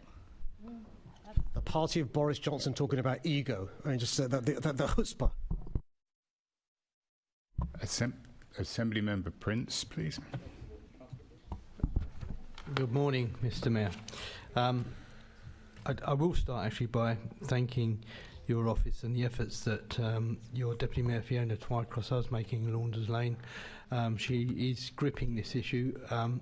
I'm sure that at some point someone will come to you for some money, but it's a very, very complicated situation, and really the responsibility does lie with the landowner, which you put in your answer. Anyway, on the question of your failures, you said when you came to office you were going to be the Mayor of Zero Strikes. We all hoped and prayed that was going to be true. Regrettably, I believe to date we have seen 139 strikes, which is a lot more than the 35 strikes of the person we won't mention, where you said it was a disgrace. We've only got a few months left. Do you think we will have zero strikes between now and the end of your term? Well, the member may be scared to mention Boris Johnson's name. I'm not. And so before the pandemic, we managed to reduce strikes in the tubes by more than 73%. And we warned the government, because of the conditions they were attaching to the COVID deal, that would lead to industrial action. They didn't listen, and as a consequence, we've seen industrial action on the underground more than was the case before the conditions attached by the government. I think the way to resolve things is by talking. So that's why I'm encouraging the government to talk to ASLEF in relation to the national strikes taking place at the end of this month, encourage them to talk to junior doctors. We're going to carry on talking to those who work in TfL, those who work in the fire service, those who work in the police service that aren't police officers because they can't strike, those that work in the development corporations, and indeed those that work in the GLA. We're going to carry on talking to our staff because it's really important to negotiate differences rather than to encourage strikes. But isn't it really, Mr. Mayor, more about throwing money at them, like throwing £30 million at the RMT? Well, they thought they were getting the whole 30 million. You've now I believe, clarified that they won't be getting the whole of 30 million. But is it not true that by doing that you've upset other unions? Not at all. Let me give you a compare and contrast. So a compare and contrast is we allow lots of industrial action to take place and then give them what they want anyway. So the government told the teachers they'd give them nothing more than 3.5%. Months of industrial action leading to disruption of education, leading to parents of childcare issues, productivity issues, and the government gave them 6.5% at a cost of £900 million. So more money, but there was still strike action and disruption. We want to avoid strike action. I've given you one example of the impact to one of our sectors, £50 million during that course of that week. Imagine all the other sectors as well. And I believe if we can afford to give workers a decent pay rise, we should do so. Do you not regret, though, Mr Mayor, that instead of giving the £30 million, or whatever figure it is you will be giving to the RMT, you didn't just impose minimum service levels so that the Londoners could get on with their work and that you could make a stand and also honour the deals that you've done with other unions? Well, the 2 points I make in response to this is, firstly, there are problems with the minimum service level agreements as far as TfL is concerned, but I'm looking forward to the government imposing minimum service level agreements across the country later on this month. So when the first ASIF strike takes place on national level, I'm looking forward to the government implementing the minimum service level agreements. Then we can learn from the government about how to resolve disputes and how to make sure public transport runs during industrial action. What, Mr Mayor, happens then if the £30 million that you found down the back of the sofa is not sufficient for the unions, now that they all want more money? What will be your approach then? So when TfL were negotiating with 4 trade unions, TfL were quite clear that TfL had no more money in relation to the negotiations with the 4 trade unions. It was quite clear to me that weekend that strikes would have caused huge disruption to our city. So I've given TfL £30 million in relation to resolving these issues with the 4 trade unions. History tells me that the way these things are resolved is by talking and negotiations. TfL know, as indeed the trade unions, that £30 million came from City Hall, not from TfL. I'm hoping that the 4 trade unions and TfL resolve these issues amicably to avoid strike action, because nobody wins with this strike action. One strike is one strike too many. Strikes are ultimately a sign of failure because you don't manage to resolve issues amicably. TfL know what the size of the envelope is. The trade unions know what the size of the envelope is. I'm hoping they resolve this by talking. Ultimately, these things are resolved by talking. So you do accept that 139 strikes is a failure? I accept one strike is a failure. I'm quite clear in relation to the importance of resolving these things. That's why I was really proud before the government stepped in to reduce strike action by more than 73%. 70% strike reduction between my time as mayor and the previous time the mayor was in charge of. We've had 4 times as many strikes as your predecessor. Not the case. 4 times. You're talking about time. Number of strikes is 139. His was 35. Well, and that 35 was the figure that you plucked out of the air. This is why we wish the government to listen to us. We told the government when they were attaching conditions to the TfL deal, if they attach these conditions, it will lead to strike action. The government chose, for reasons best known to itself, not to listen. I think the government thinks it's a sign of virility, a sign of strength by the amount of industrial action there is, whether it's junior doctors, whether it's transport workers, whether it's teachers. I don't. I think it's a sign of failure. So you think that having a strike record of 4 times your predecessor is a success? I think having a reduction... Or is it a failure? As you've just said, one strike's a failure. You've had 139 failures, Mr Mayor. Do you accept that? I think having a reduction of more than 73% before the government stepped in is a sign of success. Thank you, Mr Mayor. Appreciate your time. Assembly Member Cooper. Thanks very much, Chair. Mr Mayor, I mean, I don't like to call people liars, so I'm going to say I think we've had some misrepresentation this morning. So I just wondered if we could clear up a couple of misrepresentations. You haven't actually paid any money into trade union bank accounts, have you? You've made money available for Transport for London to pay its staff? Yeah, it's really important. The assertion that's been made that taxpayers' money is going to trade unions is not correct. No. I'm very proud, though, as a private citizen, to pay my membership fees to various trade unions who do a great job representing workers across our Sure, city, but I'm across not the country. asking you questions about what you do with your own money. I'm actually asking questions to you as the Mayor of London. And it is the case that no money from TfL has been paid into the bank account of any trade union, whether it's the RMT, ASLEF or anyone else. Isn't that right? Of course it's the case that no taxpayer money goes to trade unions, but the misinformation that's been spread is deliberate. Because we want to give this impression shocking that somehow taxpayers' money is going to the pockets of coffers of trade unions. Not the case. You compare and contrast that to the personal protective equipment fiasco, where taxpayers' money went into the pockets of Conservative peers and their companies and their spouses. Not the case in City Hall. Oh, so it's better to be a Conservative donor if you want to get hold of taxpayers' money, and that's also maybe a route into the House of Lords, actually. There appear to be a few people who've gone in there who've been donors. I think that's what Liz Truss actually said. These are fabulous people, I'm putting them into the House of Lords. Spot on.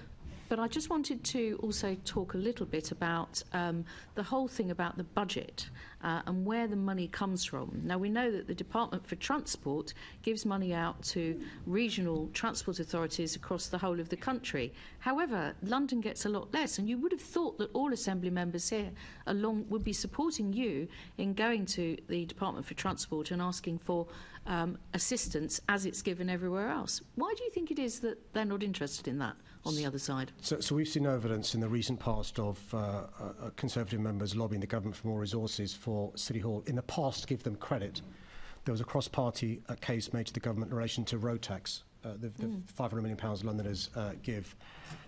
In the recent past, no evidence of cross-party lobbying of the government. We don't get any money now for the operating costs of running TfL. Everybody else around the country does. A deal was made in 2015 between George Osborne and Boris Johnson. We lost the £1 billion grant that we received.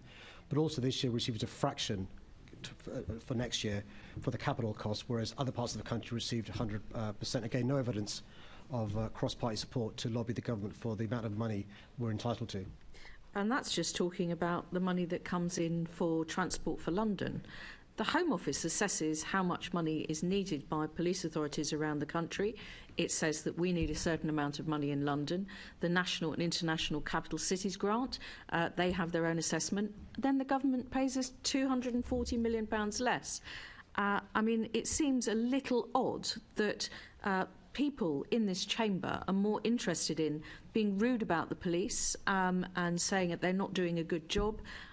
People who supported the mini budget of Liz Truss, which I think you referred to a very long time ago, it feels like now. Why do you think there are people in this chamber who are more interested in supporting dreadful things like the mini budget than actually supporting our police force and lobbying for London? You know, they are London Assembly members. It seems strange to me. Well, actually, one of the reasons, it goes back to vacancies in London. One of the reasons for the vacancies Chair, what across mayor's London failure are we talking about here? Sorry. The question is the mayor's failures, and Assembly that's Member funny, Cooper because thinks you the mayor's managed wonderful. to talk about a lot of things that were nothing to do with the mayor's failures either. Can I just continue my question, I did. please? I talked about the fireworks, which he admitted was a failure. I am listening so far, skirting around the edges, but not crossed over the line. Thank you, Chair. So one of the things that we do know is one of the challenges in London in with the vacancies in the fire brigade, the police, construction, social care, NHS is the cost of living in London, caused by huge mortgage increases, rents going up and so forth, which are a direct consequence of the Liz Truss kamikaze budget. And so there's an irony, they applaud that kamikaze budget, but are lobbying the government for more resources that the police service needs. According to the Home Office themselves, there's a big shortfall in the money that we receive from the National International Capital Cities grant, and I'd hope they'd, on a cross-party basis, work with us to get the resources we're entitled to. Mr Mayor, do you consider the hopper fare, the frozen fares for TfL for all users of the transport system, your funding for free school meals, your exceeding of the 116,000 affordable homes target, the record numbers of more council homes that have been built, do you consider all of those to be failures? No, I don't. And if you speak to the Londoners living in these new council homes that we've built, if you speak to the Londoners benefiting from the free school meals, if you speak to the Londoners benefiting from the hopper fare, those benefiting from the free courses in adult education, they wouldn't consider that a failure. I'm disappointed that the denigration of hard workers, I'm disappointed by the denigration of things like free school meals, characterising this as, a money tree because of our prudence in relation to putting money aside for this essential need. But we'll have to wait and see on May the 2nd what Londoners think of that versus our vision. Thank you very much, Mr Mayor. Thank you, Chair. Assembly Member Baker, please. Thank you, Chair. I'd like to pick up some comments made right at the beginning of this set of questions about road speeds. I'd support the comments you made highlighting the difference in road danger at lower speeds, and Labour Group supports 20 miles an hour on appropriate roads. I understand Assembly Member Hall feels differently, and in a recent interview she stated that she believes they make accidents more likely, and actually quoted, "I pay far more attention," says Assembly Member Hall, "when I'm driving at 30 miles an hour than when I'm driving at 20 miles an hour." Now, there was a lot of requests for you to apologise earlier on, Mr Mayor. Do you think Assembly Member Hall should apologise to Londoners for driving around without appropriate attention? So, Chair, I think... Come on. Can we... Yeah, curiously enough, it is an election period coming up.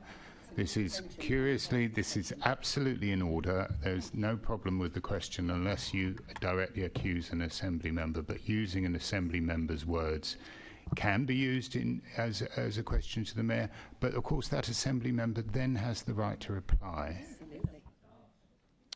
Chair, I think... Chair, I just don't think I'm equipped to explain Susan Hall's thinking.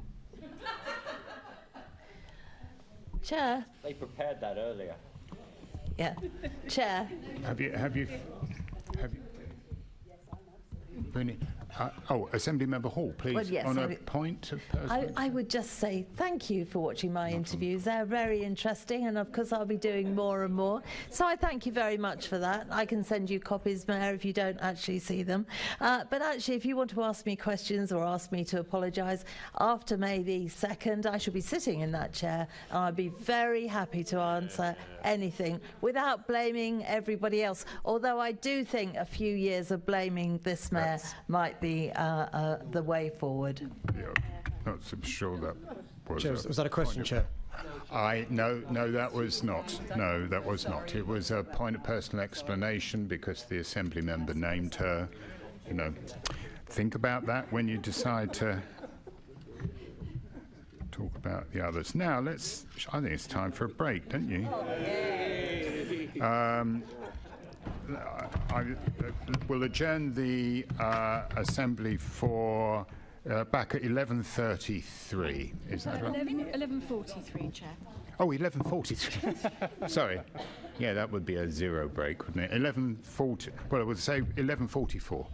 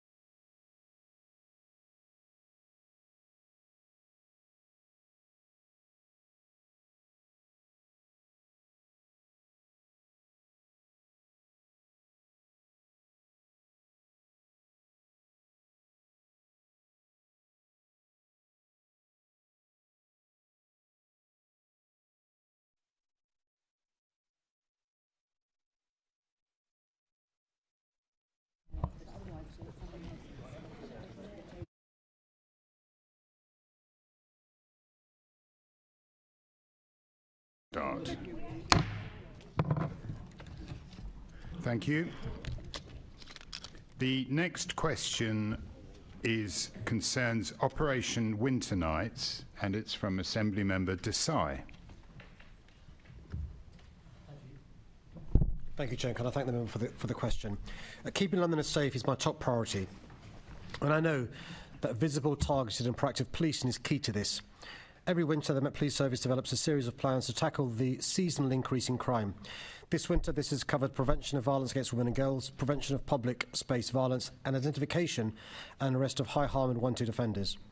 These plans were developed by the Basic Command units in conjunction with our Violence Reduction Unit and local authorities, and were shared with members of our Reducing Homicide Partnership. This collaborative approach allows policing to be locally driven and delivered in a way that benefits each local community. Ahead of the activity commencing, the MPs carried out analysis to identify dates and locations where additional patrols would have the greatest impact. I joined a patrol in Greenwich last month with Assembly Duval to see local policing teams putting these plans into practice. Plans to reduce violence against women and girls included targeted activity with football clubs, continued support for the Ask for Angela campaign, and drink spiking operations. To reduce public space violence, officers reviewed information on known offenders and carried out proactive work in known robbery hotspots alongside community weapon sweeps.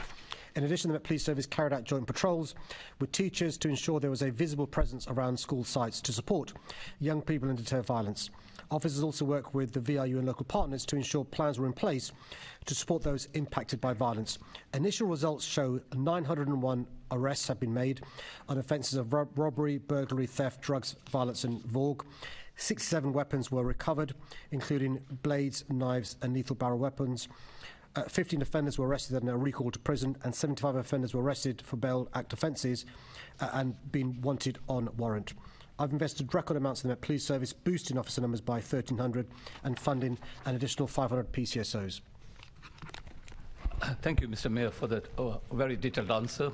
And that's all very good stuff, very impressive. Thank you again. So a couple of questions. Reference has already been made to the work of the Night Tsar. So can I ask you this? How have you worked with the Night Tsar in this particular area to keep Londoners safe during the evening? Well, thank you for your question. You've been lobbying me and the police for some time in relation to, for example, the issue of spiking of drinks. So the Night Tsar has been working really closely with the Met Police Service in relation to a winter vigilance toolkit, but also the Women's Night Safety Charter, work in relation to helping women who may be at the receiving end of spiking. So offering venues, welfare and vulnerability engagement training. That's part of the Ask for Angela campaign. And we're going to carry on making sure that nighttime venues are safe places for women, making sure they receive the specialist police advice, but also good advice in relation to what other good venues are doing. And what Amy does is use experience from Venue A, which may be very good, to share best practice with Venue B and get more and more venues up to that standard. Again, all very helpful stuff. Mr. Mayor, my second and last question, and to some extent you already answered this question, is about working with other agencies, partners, multi-agency working. So you mentioned local authorities, BCUs, the Violence Reduction Unit. Presumably, BTP, British Transport Police, also involved in this multi-agency working? Spot on, and City of London Police, because basically we've got to make sure we have all, police operatives working together, and so they're also very much plugged in. Exactly. And that's what we need, agencies working together. Thank you. Thank you. The next question concerns the Council Homes Acquisition Programme, and it's from Assembly Member Moema. Can I thank you for your question? I'm pleased that our new Council Housing Acquisition Programme, CHAP, has been well received by boroughs and the wider housing sector. London's facing an unprecedented homelessness crisis, and boroughs of all political colours have welcomed the funding as a means of quickly increasing the supply of social housing and temporary accommodation. City Hall funding for acquisitions has been welcomed by boroughs in the past. My Right to Buy Back programme enabled 1,200 homes to be brought into council ownership between 2021 and 2023. CHAP builds on this success, including by offering higher grant rates. CHAP responds to one of the main recommendations of the London Housing Delivery Task Force. Boroughs told us that acquisitions are a pragmatic route to increasing supply in the current market downturn, and we've listened. CHAP will ease the cost of temporary accommodation, which is currently costing boroughs an eye-watering £60 million a month. CHAP will have significant benefits to Londoners in 2024 and beyond. CHAP is part of our ambition for councils to buy 10,000 homes over the next decade. While many councils don't have the capacity to deliver in-house acquisitions programmes, the government needs to provide long-term funding certainty so boroughs can scale up their programmes. While acquisitions can happen more quickly than new build delivery, it still takes time to find and purchase properties, and my team has been working closely with boroughs to support them in bringing forward bids. Thank you for that, Mayor Khan. Just really welcome this, especially, as you say, after the success of the right to buy back scheme. And with, I think, about 120 of those homes being bought by 2 of the 3 boroughs in my constituency under the last programme, I can see that it's going to really help address issues around affordability and availability of temporary accommodation. So really welcome CHAP.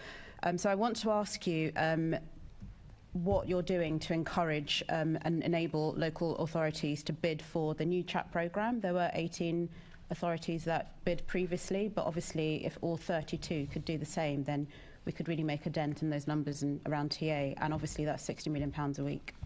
Spot on. The £60 million a month on TA is one of the reasons why councils are really struggling. There are 3 big expenditures councils have: temporary accommodation, social care and children's services. So if we can get more and more housing that's cheaper for councils, it saves them money. So it's a good example of economic prudence, but also helping families get permanent accommodation. So we're incentivising councils to be part of the coalition of the willing by saying if they get their bids in quickly, they'll receive payments quickly. That really helps in relation to cash flow going forward. So we've said all homes funded through CHAP must be acquired and appropriate payment milestones claimed by councils by 31st of March 2026. That speeds things up in relation to the process over the next few months.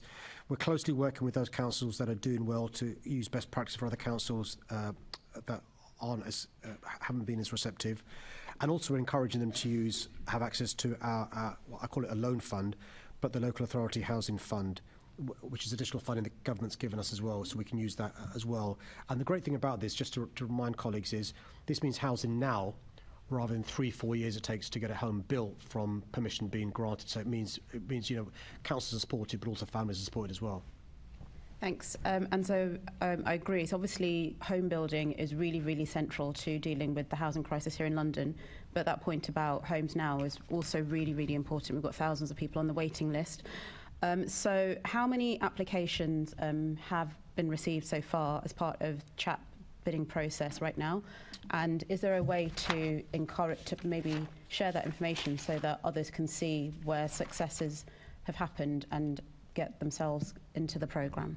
So just to explain, I've not got the figure to hand, because often it's a discussion / negotiation in relation to conversations being had, properties being available in a relevant borough for council to buy.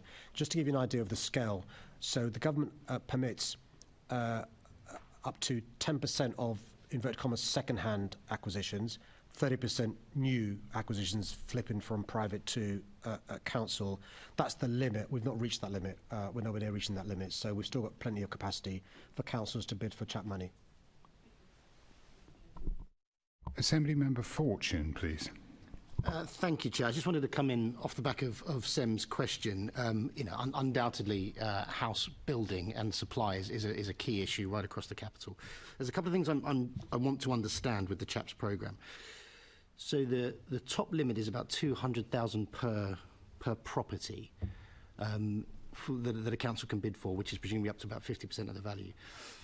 But the councils that sign up to the scheme, they're limited in buying properties within their own borough. Is that correct? Right. And how is that monitored, and how can we be sure about that? The good news and the bad news is because the numbers are quite small, we're able to do so. If the numbers were huge, it becomes more difficult. So to give you an idea, so that the maximum there could be is 7,170 over that up to 2026 across London. So when you break that down per borough, it's actually not huge, because the affordable housing programme is around 23,900 to 27,000, and it's a percentage of that.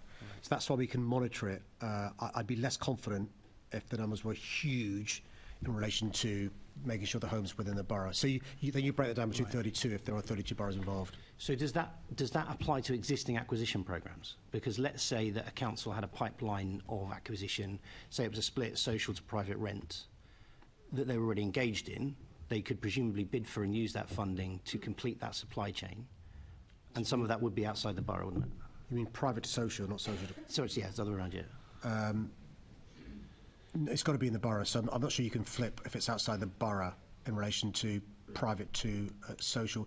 Very few councils, I can't think of any off the top of my head, are funding homes to be built outside their borough. Councils are funding homes to be built inside they might be their part borough. of an existing. Sorry to cut across you, and this is genuinely out of interest. So sort of there are existing schemes whereby councils will partner with another a delivery model Within the borough? Well, no, it can be anywhere. So it's delivering units.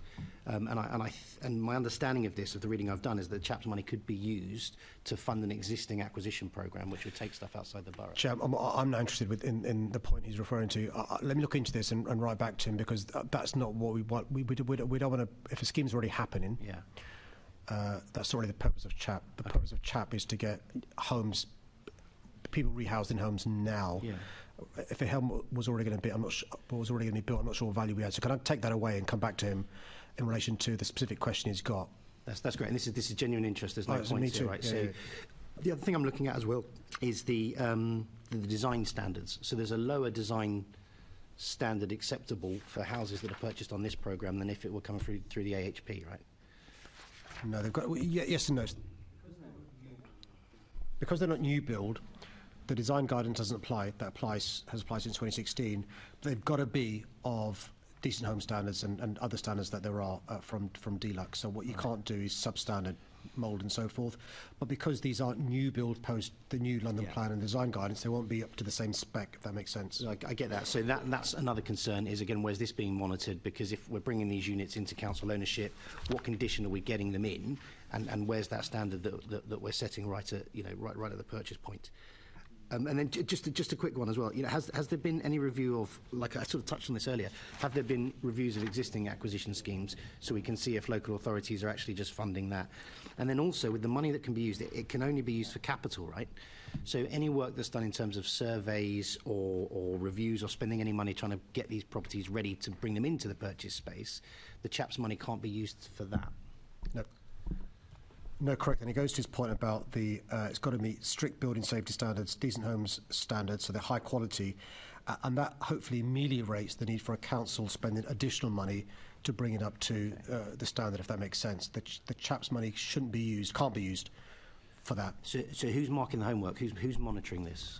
Those are the conversations that take place between DLUC and City Hall and the relevant councils. And actually, because they're councils, we tend to have better relationships with them, and they can be meaningful conversations and the checks that you refer to. Okay, and then just finally, Chair, in terms of having a study of how it impacts the market, so if I think of my own boroughs of Bexley and Bromley, the housing is very expensive there, so you're looking at the units that are going to be purchased. It is axiomatic that we're going to be taking from the pool that would actually be is going to impact first-time buyers. It's going to impact private landlords. What studies have been done on the impact of the market in these areas? So one of the things that we've asked an organisation to do is research into this area. So that work is being commissioned as we speak. I can make sure that if it's not being commissioned, we can ensure that the issue you raised in relation to the impact on the wider market, as opposed to the value it adds and so forth, is looked into as well. Just to reassure the member, my understanding is that the homes that are acquired through CHAPS tend to be ex-council that have gone into the private sector and then are bought back by a council. Those tend to be the sorts of homes. I get that, but they're also the kind of homes that maybe people will purchase if they're getting on the ladder, the first rung of the ladder. So that's what I want to have a look at to see actually, are we making it more challenging for first-time buyers? Understood. In areas especially like mine. I get the conundrum, and that's why if it's not already been commissioned, and even if it has, if we can tweak it, just to make sure your wider point can also be looked into in relation to the research. Because what we don't is an unintended consequence. That's adverse. As ever. All right. Thanks very much for that. I'd really like to see that if it is commissioned. Thanks. Thank you. The next question has been withdrawn, So we now move to the effects of the government's new migration measures, and that's been asked by Assembly Member McCartney. Thank you. Thanks for your question, as ever. I'm very concerned about the impact of the migration measures announced by the government in December. Not only are they unjust, they risk causing significant damage to our economy and society. Proposals include increasing the salary threshold for skilled migrants, a ban on care workers relocating to the UK with their families, a 66% increase in the immigration health surcharge, and an increase of the minimum income threshold for British citizens and residents who wish to bring their spouse to the UK. These measures have been announced in addition to steep increases to visa and immigration fees introduced last October. Despite us investing record sums in training up Londoners for jobs, many of the capital's key sectors will be hit hard by these measures, including hospitality, health and social care, construction and creative industries. At least half of the 1 million jobs in these sectors in London are held by non-UK nationals. Many of these workers earn less than the revised skilled worker threshold of £38,700. I'm particularly concerned about families who will be impacted by the proposed increase to the minimum income requirement for spouse visas, which is set to increase from £18,600 to £38,700 over time. This income threshold has already forced many families apart, including separating children from their parents. My team has spoken to groups like Reunite Families UK, whose members have spent Christmas worrying about whether they'll be able to remain together. British citizens and permanent residents already face huge barriers if their partner is from another country, navigating a complex and expensive visa process that costs many thousands of pounds. Now, they'll be expected to earn more than twice the minimum wage to live with their spouse in the UK.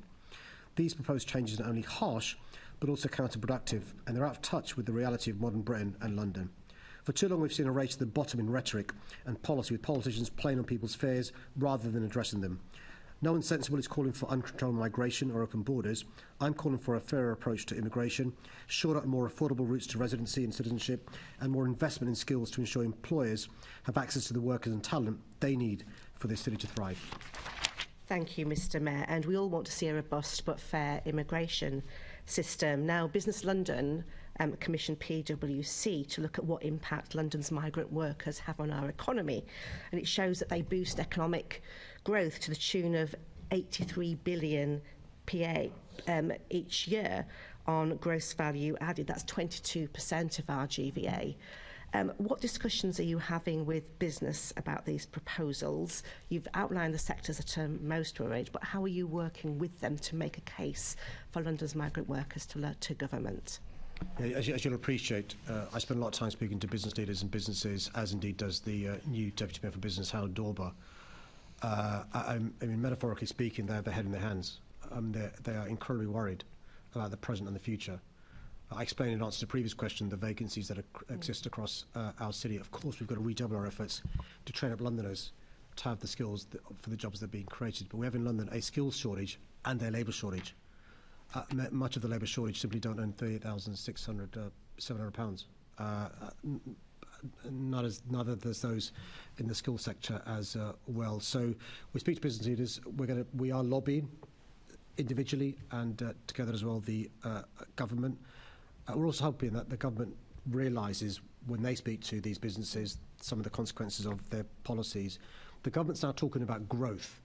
Yep. They will not get growth if there are vacancies across these sectors. That's the private sector. The public sector, social care, NHS, are really, really big problems for us. Record vacancies in both those sectors, which is counterproductive to trying to help those most in need. Thank you. And you've, apart from the economic case, you've outlined there are some real human implications on this, and we're all hearing about heartbreaking stories about families who will be forced to live apart. Now, you said, and we agree, that if you make London your home, you're a Londoner. So can I ask, what work will you be doing to make sure that those Londoners that are affected by this can stay here? Well, the key thing we've got to make sure they have is access to good advice. And so, the advice sector's got an important role to play here. Unfortunately, if you are a British citizen, 24th generation, and you fall in love with somebody from overseas, unless you earn above a certain level, you'll have problems bringing somebody you've fallen in love with, who could be your spouse, to this country. I'm not sure if the government's thought this through. And I always thought, when I was growing up, the Conservatives, they branded themselves as the party of the family. Well, this policy is anti-family. And I think it's just worth us thinking about the consequences of the policy. I talked about the work we're doing with groups who reunite families and work with families together. Economically disadvantageous, I think disadvantageous socially and culturally as well as morally. Thank you, and I hope you continue to fund that advice that those people will need. Thank you. Thank you.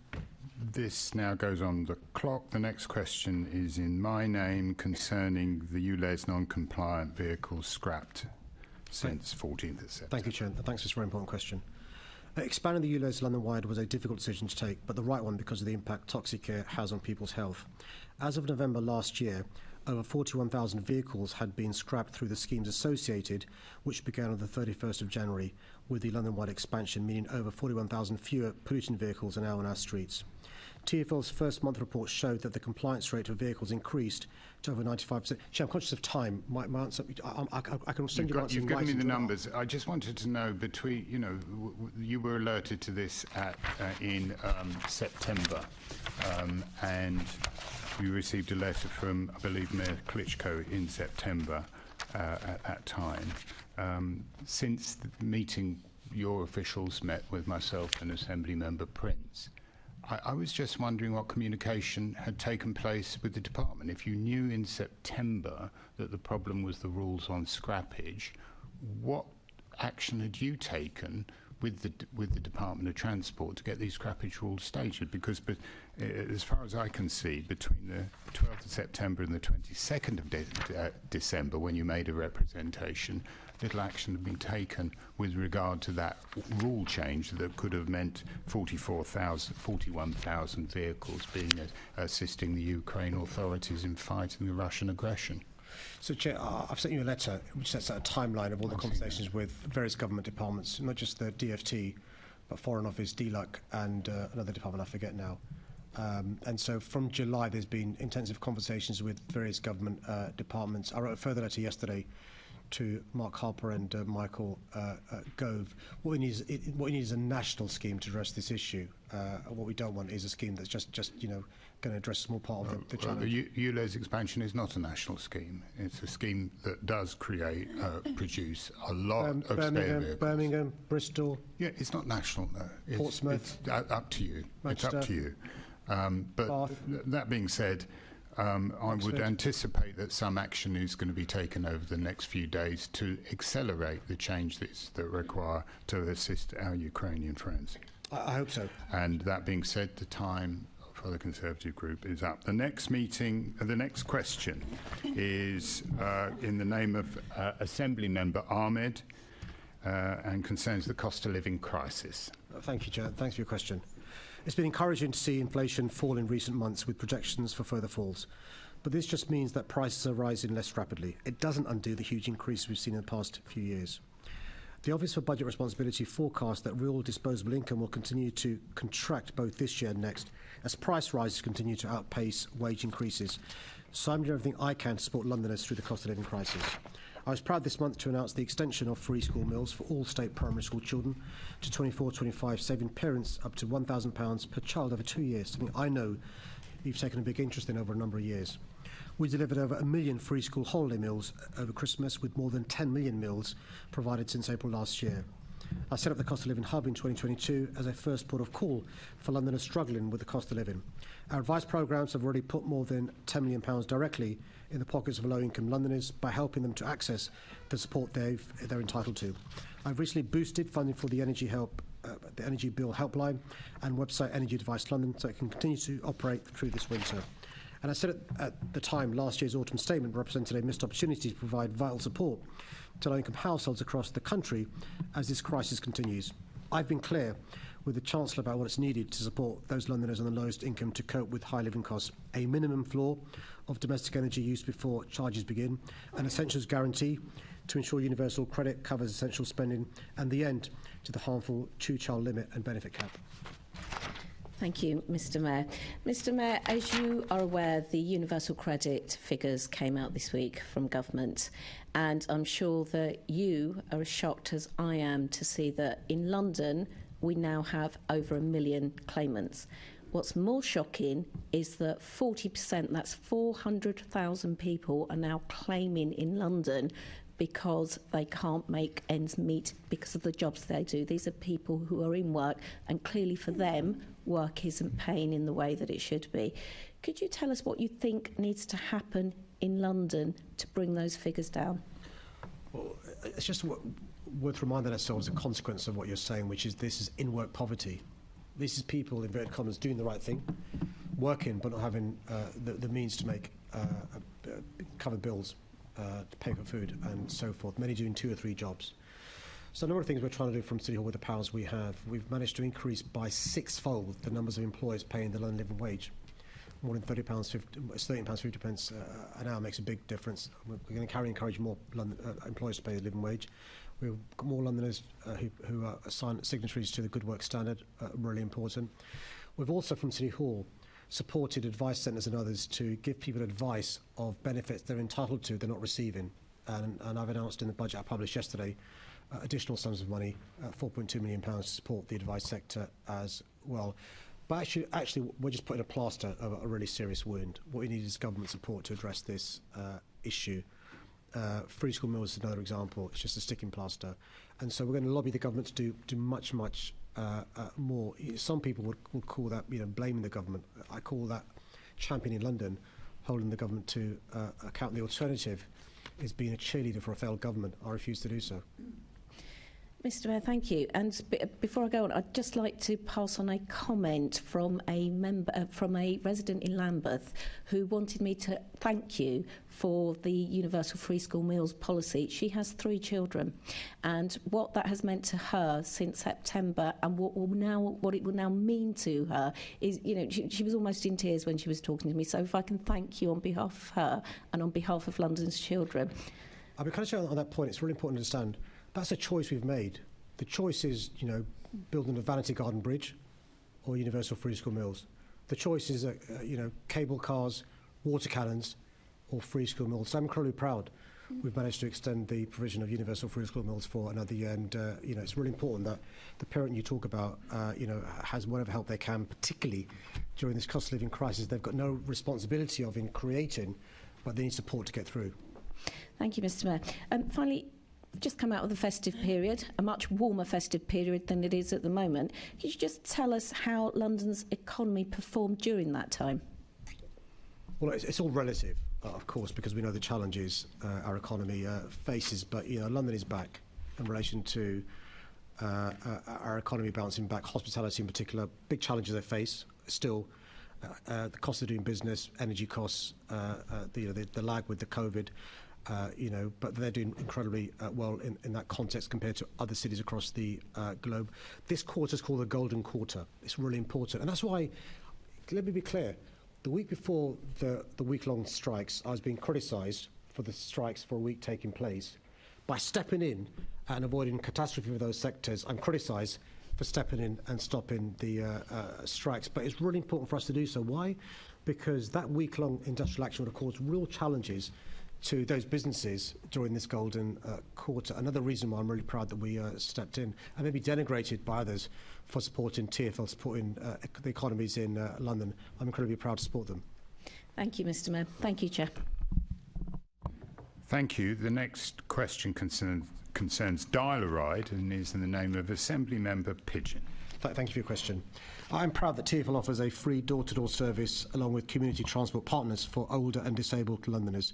This gives people who cannot use public transport the freedom to travel around London independently. Last year, bookings for Dial-A-Ride increased by 22% from the previous year, and around 35,000 Londoners with long-term disabilities or those aged 85 and over benefited from this vital door-to-door transport service. In September, TfL extended Dial-A-Ride pick-up times to 11 p.m. to recognise the fact that users of this service do not quite rightly want their social activities unnecessarily cut back. TfL tries to grant as many trips as possible, subject to their resources and other trips that have been booked on the day. The work the TfL does with community transport partners is crucial to ensuring that as many customers as possible are able to get the transport they need. On Christmas Day, more than 1,500 trips were assisted by a Dial-A-Ride service compared to 500 trips the previous year. I'm grateful to the Dial-A-Ride staff who worked to enable users to celebrate Christmas with their family, friends or community. TfL is always looking to make its service more inclusive and modernise its booking systems so as many people as possible could access them. In November, the Dial a Ride service released a new app to enable customers to book trips more quickly and easily. This new system gives customers the opportunity to book or cancel their trips through the app, see on a map exactly how far their driver is, and receive notification when a driver is nearby. TfL has also increased training for drivers and booking agents on topics such as dementia and neurodiversity. All these changes have been made to improve the user experience, keeping in mind the particular needs of users of this service. As with any significant change, there has been some teething problems, and TfL is working to address these. I want to thank the Assemblymember Pigeon for raising individual cases with TfL. I understand a meeting has been organised to discuss these concerns. I've been assured that these issues are being addressed to ensure that the system works for all users. Lovely, thank you very much. And as you say, on the 13th of November, a new app-based Dial a Ride system launched, and there are issues with that. However, last month you confirmed to me that the number of Dial a Ride buses has been cut by 63%, from 460 vehicles to just 170 between 2019 and 2023. And similarly, the number of Dial a Ride drivers available has been cut by 46%, from 321 to 173. So that you've got that backdrop to this performance as well. Now, week after week, I am receiving heartbreaking cases about the state of this vital service. Older and disabled residents can struggle sometimes with new technology. Many don't own a smartphone. Given how inaccessible people are finding the new app, they're calling the call centre. They're struggling to get through. They're getting cut off after being on hold for over an hour. One resident told me they'd called 14 times before finally being able to speak to someone. Other people are getting confusing text messages sent to landlines.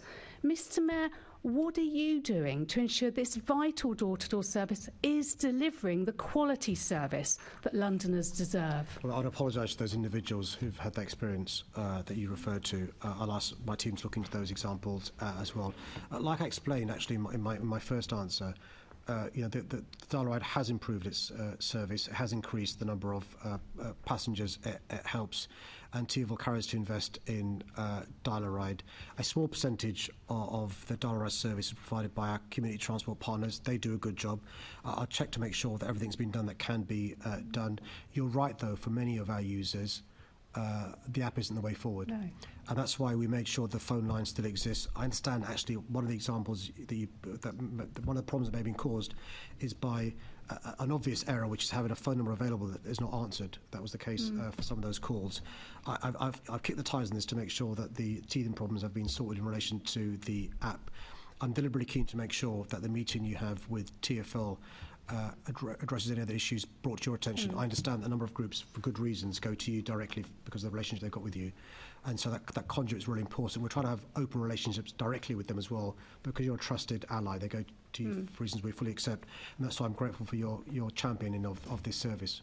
OK, I haven't got masses of time left. A couple more things. Residents have been telling me since this new system came in, even when they've secured a booking, the vehicles are turning up perhaps up to an hour early, late. Sometimes they don't turn up at all. Regular bookings have not been transferred properly to the new system. People are finding once again they can get a one-way only booking and not a return.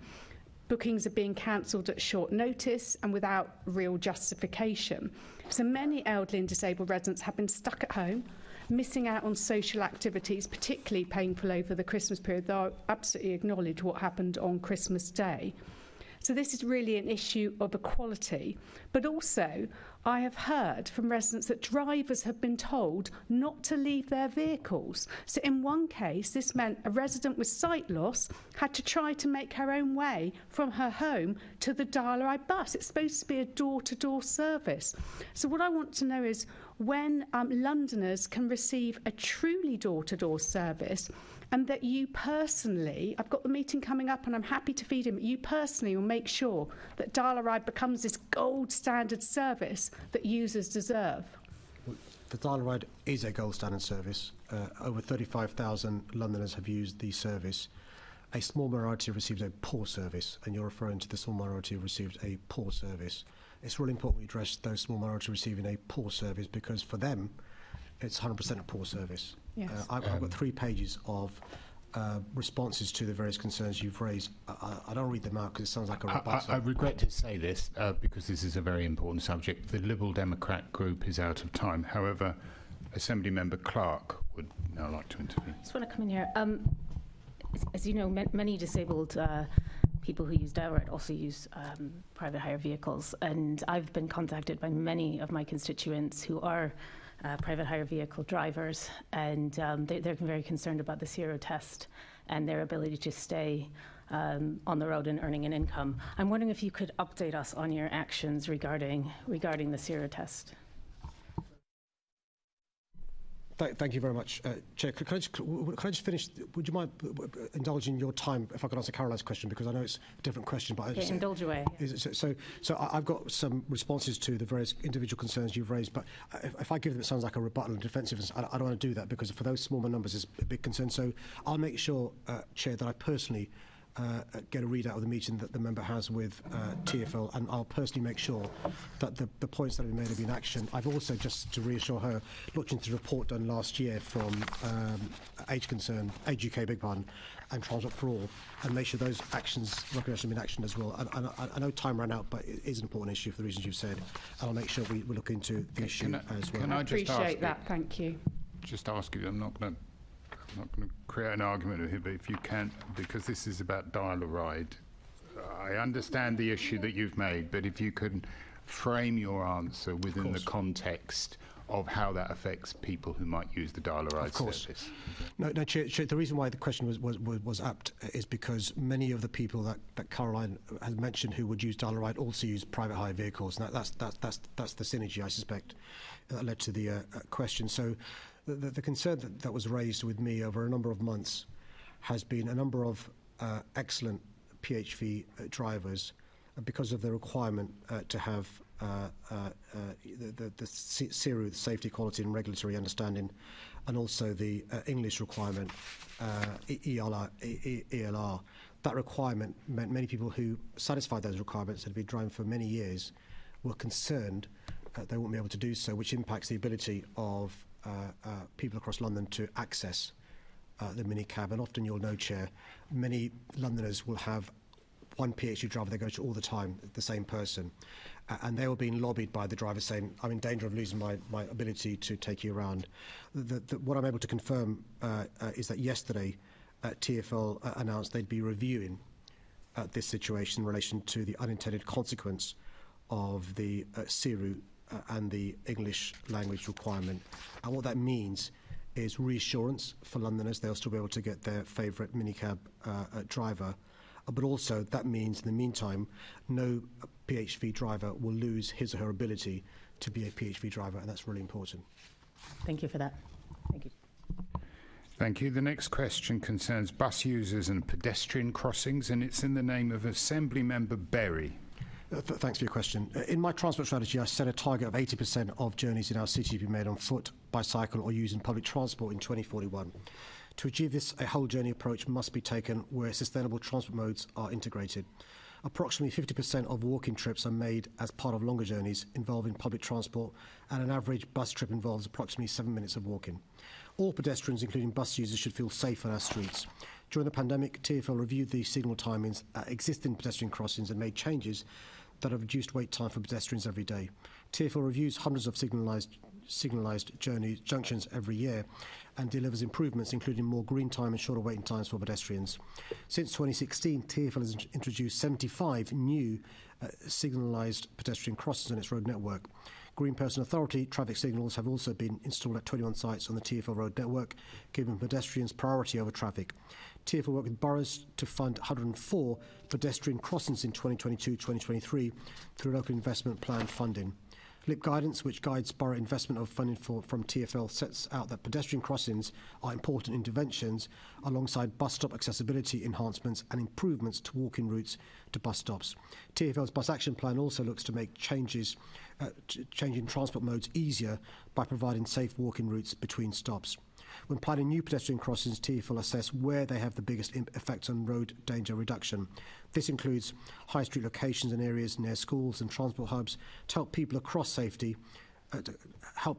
safely in these important locations. Many factors are assessed in the placement of new crossings, including where pedestrians want to cross and the location of bus stops, street furniture and trees. TfL sometimes moves bus stops to make crossing the road safer. TfL also make technical guidance for the design of healthy streets and pedestrian comfort levels available for other transport authorities. Pedestrian safety, including the safety of bus users, is a top priority for TfL street design. TfL will continue to roll out pedestrian crossings and is set to complete 30 new and improved crossings on its roads this year. Thank you very much, Mr. Mayor. There's quite a lot in there, and I think you're right to say that there are definitely walking issues relating to getting onto the bus. And you mentioned bus stop accessibility, but we've looked at the guidance for that, and it doesn't mention crossings. So I really want to focus my question today on the proximity of crossings to bus stops, because by definition, when you make a bus journey, you've got to get back the other way, and that means crossing the road. So there is a crossing as part of every bus journey. You mentioned that it can take about 7 minutes of walking, as well as getting on the bus to do a journey. I'm not sure that the need to cross the road in order to come back is actually included within that, and I think it should be, because at some bus stops you can walk for 3 or 4 minutes to get to a place where you can cross. It might make sense in some places to catch the bus to where you can cross and then use the hopper to go back in the other direction rather than cross. And this does affect people with accessibility needs, like with buggies, obviously people who use wheelchairs, also children. They need safe crossings. They can't be dashing across the road. So we know that TfL is not integrating journeys as well as they could, because we've asked about data that gives us proximity data of bus stops to crossings, and they don't know. They know about pelicans and junctions sometimes, but not zebras. So can you go back to TfL and ask them to work more proactively to identify more bus stops without nearby crossings and make some more changes to this, please? So the two responses are yes. I'll specifically ask them to look into the issue you raised in relation to the bus stop guidance. And secondly, if she can help us by, you gave an example about people having to use the hopper to cross over. If you give us examples of these sort of spots or problems, I'm more than happy to make sure we micro-target those things. Not now, but offline. I'm more than happy to do that. Yeah, sure. I mean, we're trying to find examples, and we've asked them for data so that we can interrogate that and do more work. And so really, essentially, I'm also asking for maps. So if you can go back to them and say, please, can you do more work to look at the data that you have, get the data on the zebras, because that's really hard to do off my own bat. And then we can come back to you with more of a list. We do have some individual examples, but it's definitely not comprehensive. It's by chance that we know about them. I'm more than happy to. It just goes back to the point we raised about hit and runs and stuff. These are all linked in relation to road safety, so I'm more than happy to. Okay, great. I believe you've very much got my point, so I'll leave it there. Thank you very much. Thank you. Will the Assembly agree to suspend Standing Order 2.9b in accordance with provisions of Standing Order 1.1h in order to allow the remaining business on the agenda to be completed? That being said, the next question is from Assembly Member Cooper, and it concerns COP28 and climate targets. Thank you, Chair. Thanks for your question. Whilst last year's COP agreement mentioned transitioning away from fossil fuels for the first time, it's clear that international action on the climate emergency is still woefully insufficient. As co-chair of C40 cities, I wrote to heads of state to say that we must phase out fossil fuels to protect our climate. Whilst nations are not on track to meet their net zero targets, cities around the world continue to take decisive action to reduce fossil fuel demand in a fair and equitable way. 3/4 of C40 cities are cutting emissions faster than their respective nation states. I'll continue to do everything I can to deliver net zero by 2030, the most ambitious target of any comparable city in the world. Despite opposition from some in the chamber, we've already made great progress by creating the world's largest clean air zone, ensuring major new building developments are net zero, working to electrify our bus fleet, developing a third of the UK's electric vehicle charging infrastructure, and divesting pension funds from fossil fuels. I've commissioned an independent review into London's preparedness to deal with the impacts of the climate crisis. The government, though, must match this ambition. Over the last year, we've seen them continue to reverse their own climate commitments, allowing new oil and gas licences, with their own climate leaders speaking out against the party line. They must do more to empower cities by devolving more powers and resources to mayors and local government, local leaders who are willing to step up. Thank you very much, Mr. Mayor. I think it's absolutely critical that regional and local government both step up in the absence of action by national government, and I was invited to speak at a session on precisely this area at last year's COP28 conference, which I'm pleased to say I did via a video link rather than neglecting my duties, as some Assembly members appear to be doing, who it's a shame that the opposition leader can't persuade his Assembly members to stay here for the whole of question time. It's astonishing, isn't it? I just wondered if I could ask you about the Element Energy report, which came out in January 2022.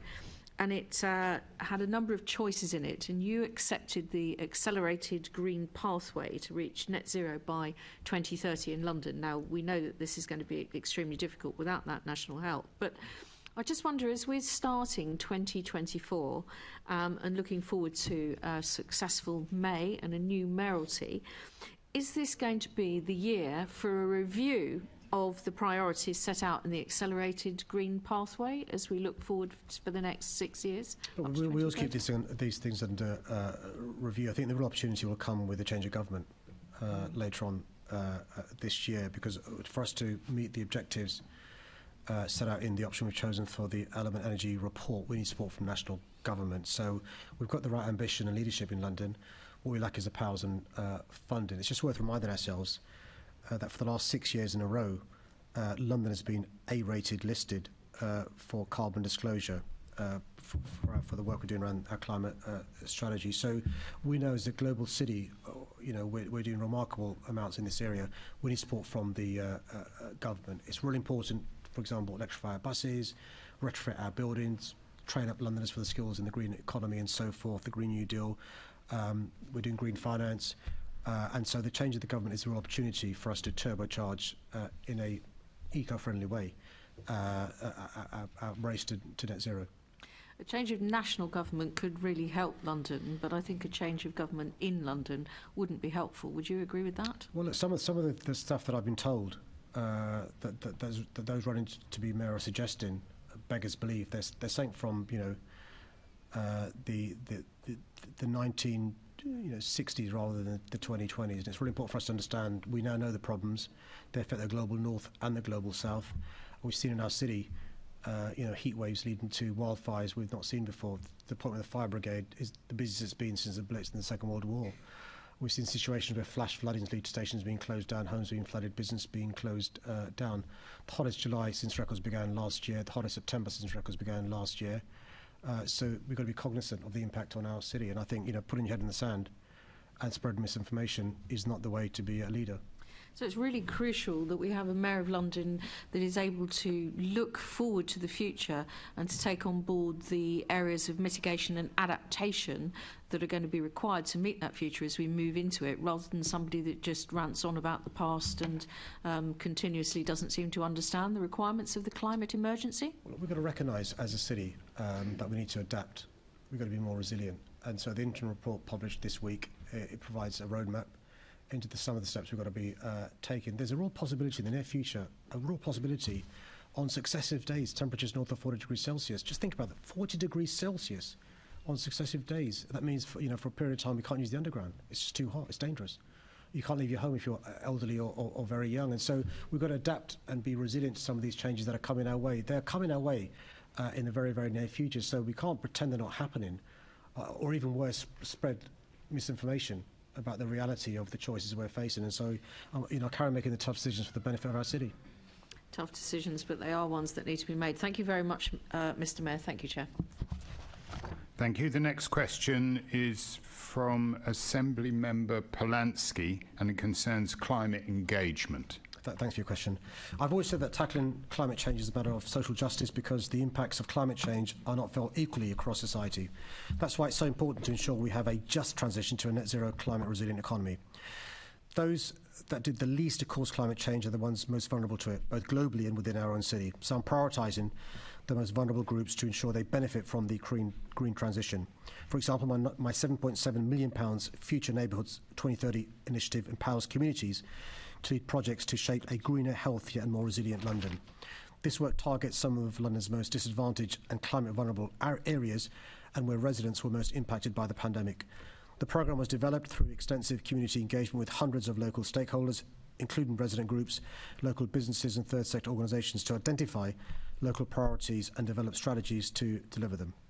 I'm also empowering Londoners to shape environmental action. My London Community Energy Fund supports local energy projects owned by grassroots community groups, such as faith groups, schools, community centres and local environment groups.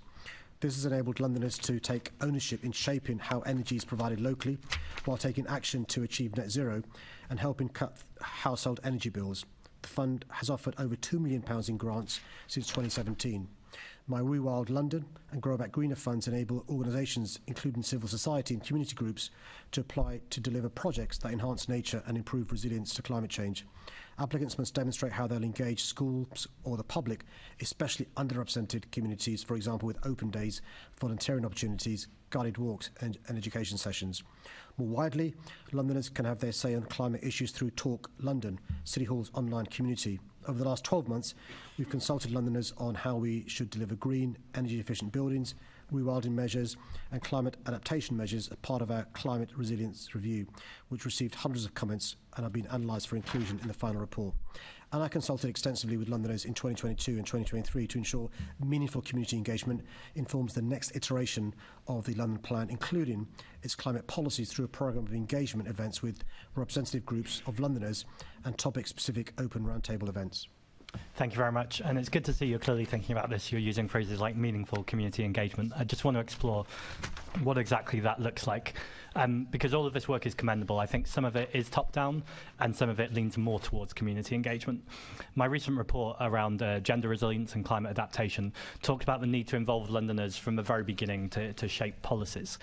Now, some of the work you're talking about there, and correct me if I'm wrong, I'm sure you will, doesn't meet the criteria of Londoners shaping the policies, setting the agenda from the very beginning, crucially being paid for their time and effort, and also seeing the kind of outcome of their inputs.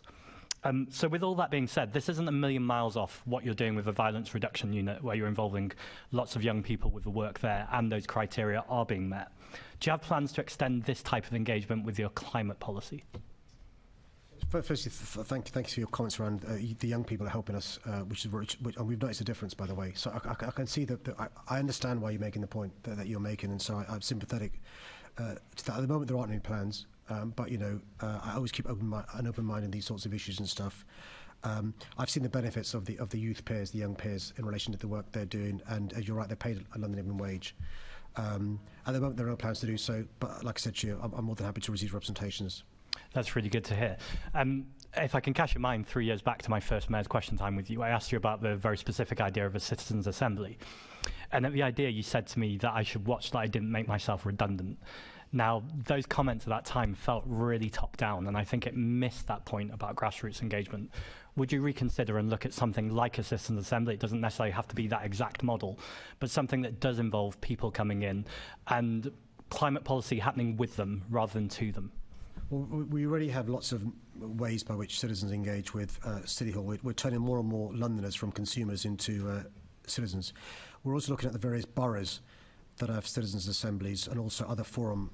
Some boroughs have a climate commission, others have a forum. So we're looking at the different models councils are using, and they of course feed in to what we're doing as well, directly and indirectly. So, you know, we always look to see how we can engage Londoners more. Londoners are probably engaged more now in 2024 than they've ever been, but there's always space for improvement, so we'll carry on looking at more ways to involve Londoners. I do agree that engagement is probably better than it ever has been, and some of that is what you were just talking about councils doing that, but surely that proves the model, and actually a London-wide citizens' assembly could be an incredible step towards getting people involved and giving recommendations on policy. No, as I said, I'm not closing down these things. I've got an open mind. The point I made in relation to making you redundant was the fact that as elected representatives, I think we've got a responsibility, whether you're a councillor, member of parliament, member of this assembly, to receive comments made from constituents, to engage with constituents and to be their advocate, not to be mandated to do certain things, but as representatives, when you agree with them, to make those points of view across. But I think that's not citizens engaging directly with me is not instead of you, it's as well as you, and that's why we've tried to find other ways for citizens to get involved. But it's really important we continue to evolve. I think the idea that this is mission accomplished is not my view. it really sounds like we've moved forward on this, and this is good to hear. I do see us all as representatives, but ultimately we have our own lived experience, but we don't have the lived experience of every single demographic, because you can't be all things. I've asked you about this one other time too, and you said, I talked about people being paid for their time and effort, and you said that I shouldn't knock volunteerism, and people all over the city are working as scout coaches and boxing coaches. Those people are doing brilliant work, but would you agree that it shouldn't have to be free, and we shouldn't be relying on volunteers, because actually that excludes the type of people or the demographic that can do it, because fundamentally people who are worrying about paying the rent or paying to heat their house can't afford to give their volunteer time? I mean, all of us are members of political parties which have volunteers doing, let's be But frank. that's not right, and actually I think we should not have volunteers, and ideally we pay everyone, but it costs a lot of money. But it's about, is the will there to do that? No, I think we may be in danger of disagreeing now, which is, I think there is something, right and proper about us caring passionately about certain issues. But it locks people out of the process. I'm afraid the Green Group is now out of time. I do apologise. I was paid to say that. So, the next question is from Assembly Member Sheikh, Assembly Member Sheikh, and it concerns retrofit and rebuild, or versus rebuild. I beg your pardon. Thanks for your question. We're facing a climate emergency, and climate consideration should be an important part of the building development process. Our London plan has led to a major shift in industry approaches to construction, but I know there are still more to be done to reduce the impact of new development. London was the first city in the UK requiring whole life cycle carbon assessments for all new development types, encouraging applicants to consider retention and reuse of buildings first. Where substantial demolition is proposed, applicants must demonstrate that the benefits of demolition clearly outweigh the benefits of retaining the existing building or parts of the structure. In some cases, it's more sustainable to carefully dismantle existing buildings and reuse building materials to create a more energy-efficient building that's better suited to its future use. As always in planning, these considerations interact with heritage considerations and the full suite of good growth objectives and policies in the London Plan and local plans. In 2021, we provided evidence at the House of Commons Environmental Audit Committee on this topic. A key recommendation from the committee was for national government to adopt a policy on whole life cycle carbon, and we've offered the government our support in developing this. Thank you very much, Mr. Mayor. And I think you're absolutely spot on that actually the policies laid out in the London Plan in terms of how we build sustainably and encourage the construction industry to do so has moved industry on this. I've sat down with a lot of folk from the industry around this, and I'm really inspired by how seriously they're taking reducing carbon emissions and how they construct, and the conversation around retention and reuse. 68% of London's carbon emissions comes from exactly construction and the need to retrofit. So I think this world-leading policy demonstrates that actually the London Plan it helps London be a global city and lead on policy. So I just wanted to actually get your thoughts on what I thought was quite odd in the last sort of month or so, the commentary coming from government, especially Michael Gove, in terms of attacking the London Plan. And I think you sort of called it a desperate political stunt, because for me, actually, I've seen the London Plan lead on climate policy, but also enable us to build more homes than we have since the 1970s when we look at council housing. So could you tell me a little bit more about where you think that desperate political stunt has come from? Well, I think the chair alluded to we're approaching election season, and so there'll be lots of latitude given by the chair in relation to discussing some of the issues that will be at the fore on May the 2nd. I think as the nearer we approach May the 2nd, you'll see more political knockabout from members of the government. Right, and so this is one example of that. It's a political stunt because we've seen the evidence that the London Plan works in relation to record numbers of net additional dwellings, completions, the most since the 1930s, record numbers of council homes, the most since the 1970s, but also innovation when it comes to addressing the issues facing our planet and our city, climate change, in relation to, for example, whole life cycle policies and so forth. So look, I think we're going to get some of these knockabout stuff, political stunts or whatever. We've seen it recently from the Secretary of State for Transport. We've seen it from the Secretary of State for Local Government, and I'm afraid we're going to see it from more members of the Cabinet approaching the election. Same as I faced in 2016 and in 2021, 2024 will be no different, I'm afraid. Yeah, it is unfortunate that actually, we see quite senior politicians, like you said, create political stunts that actually, cultivate misinformation. So I'm really pleased that you're clearing up that record. Just my final point, on the 7th of February at 5:30 p.m. in City Hall, the Planning and Regeneration Committee will be launching a report on exactly the issue around how we tackle the climate emergency by by constructing sustainably. Our report launch event will be called Retrofit and Rebuild, and some of the recommendations we lay out in that is what more can the government do on this particular policy. So I know you've already talked about encouraging the government to make sure we have whole life carbon assessments in buildings, and I was wondering if you think there are any other gaps the government should be filling on this issue. There's one obvious one, which is incentivising retrofit. And so one example is this. So if you refurbish/retrofit, you've got to pay VAT. If you do a new construction, you pay no VAT. So it incentivises somebody to go for the zero VAT option rather than the 20% VAT option. That's just one example of the perverse incentive in relation to things the government could do. Another example is you mentioned carbon emissions coming from already built buildings. There could be homes, there could be offices. Actually retrofitting those buildings so they're they're energy efficient, carbon efficient, creates jobs, well-paid, high-skilled jobs, but also helps address the challenges of climate emissions, cost of living crisis and energy bills. So those are just some of the examples the government could be doing, which are sensible things, which helps the economy, helps families across London, but also addresses the issue of carbon emissions. Thank you, Mr. Mayor. And I think that point around VAT is crucial, because we've heard really, really clearly actually from the construction industry that the difference in the VAT that you pay disincentivises builders and developers to retrofit, retain buildings. So actually we really need that shift from government, so I hope they're listening. Thank you, Mr. Mayor, and I'll pass back over to you, Chair. Thank you. I think there's been a coup. There's no chair. Yeah. Maybe we should just keep chit-chatting. A peaceful revolution.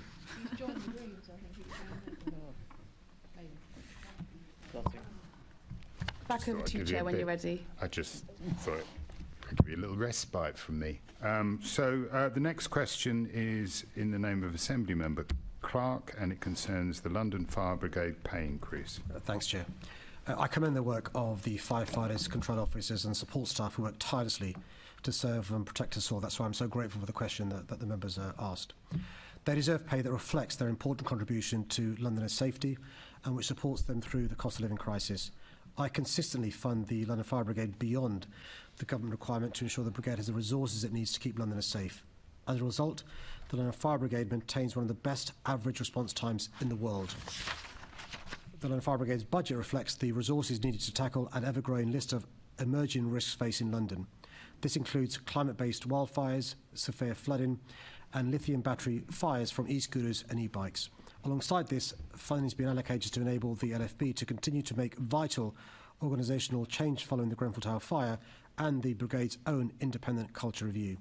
Firefighter pay is decided by national negotiations between local government representatives and Fire and Rescue Service representatives via the National Joint Chiefs Council. London was at the forefront of agreeing a pay deal last year, and our efforts successfully averted strikes.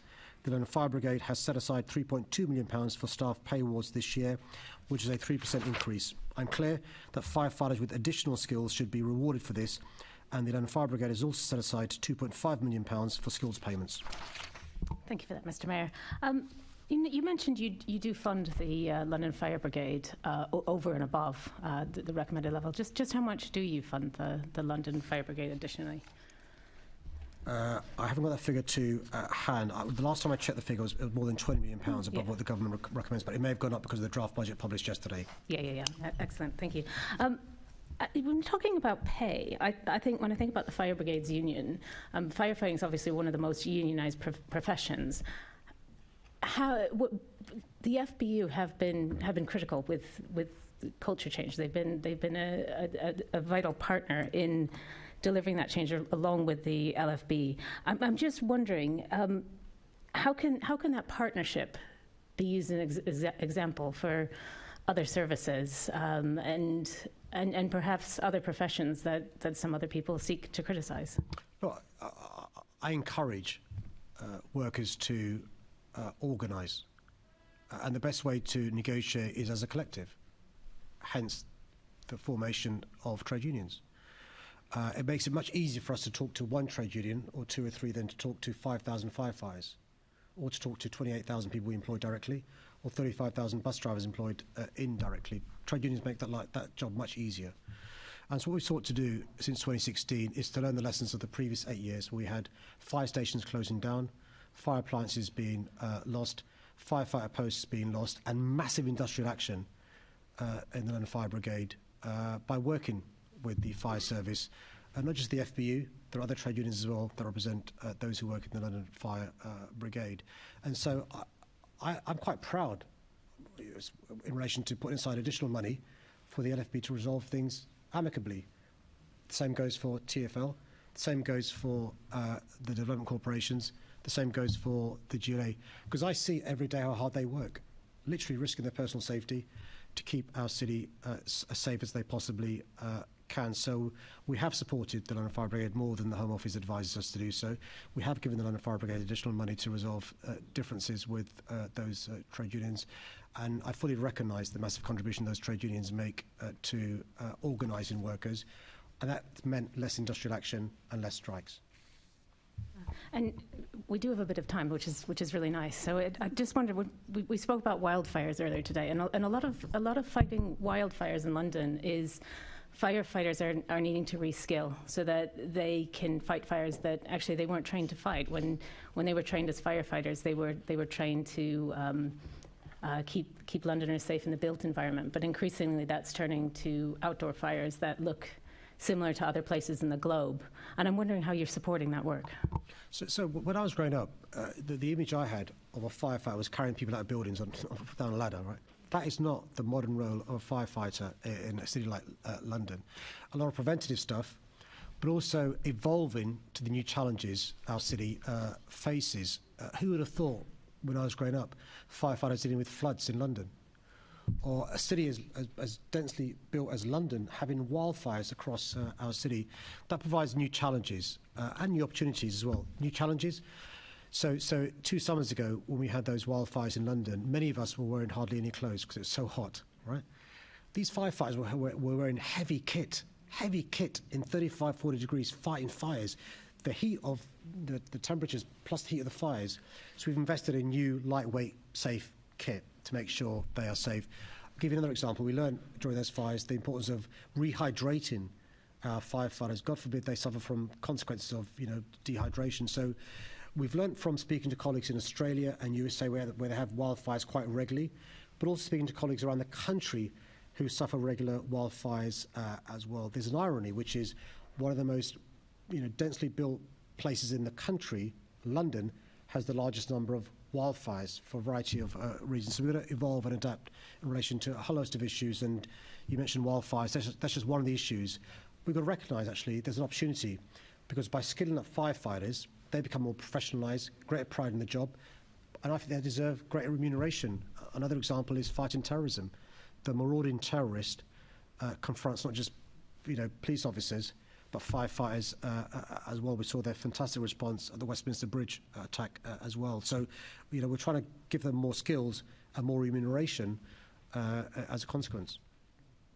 And speaking of that, I mean, it's also around flooding. So we now have firefighters who are collecting people in boats. I mean, this is in built-up London, and that's the reality of climate change. And I think there's perhaps not enough. I think perhaps it's not as well known how much we're doing around things like sud streams, ensuring that actually our drainage system works, but how that's working with water companies who are perhaps not doing their bit as well.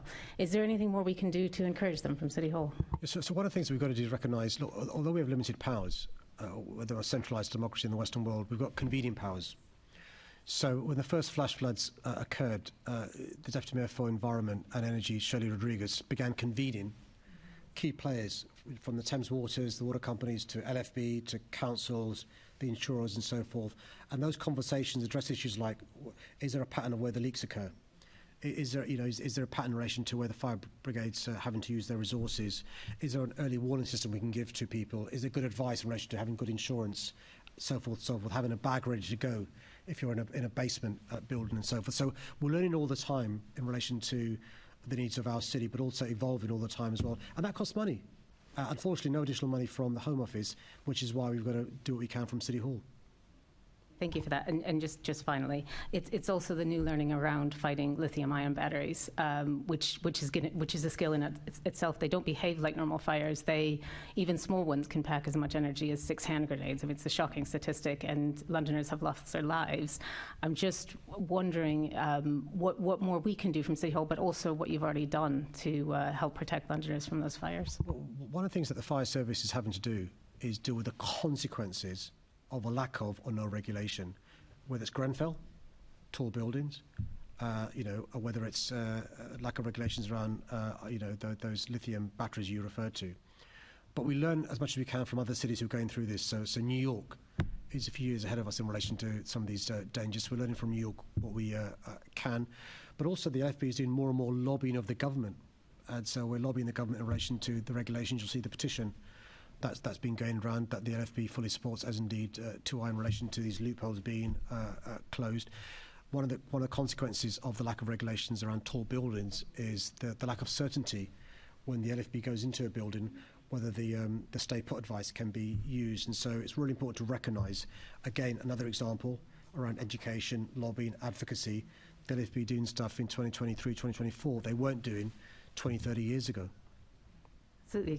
Thank you for that, and thank you, Chair. Thank you. That was the last question. Before you go, Mr. Mayor, there's just one point I would like to raise with you. There are a rather large number of written questions that have remained unanswered by your office. The thing is if they get answered in March, then they effectively fall foul of PERDA, which means that the answers to those questions don't then get revealed until May. And I wondered if you could raise with your office the issue of unanswered questions, which are building up. But thank you very much for that. I'll take that away, Chair. Thank you. Thank you. You are now free to go, Mr. Mayor. Thank you. Can I ask the Assembly to agree the motion which is set out on the agenda in my name, which is that the Assembly notes the answers to the questions asked? Can I ask the Assembly to agree to accept written answers to all questions submitted on to the 22nd of February 2024 London Assembly Mayor's Question Time meeting under the Mayor's Question Time procedure in order to devote time to discussion on the Mayor's final draft consolidated budget?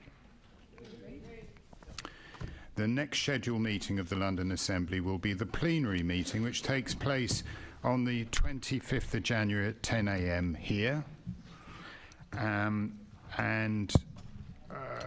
There's no urgent business requiring consideration, so I'll finish the meeting there.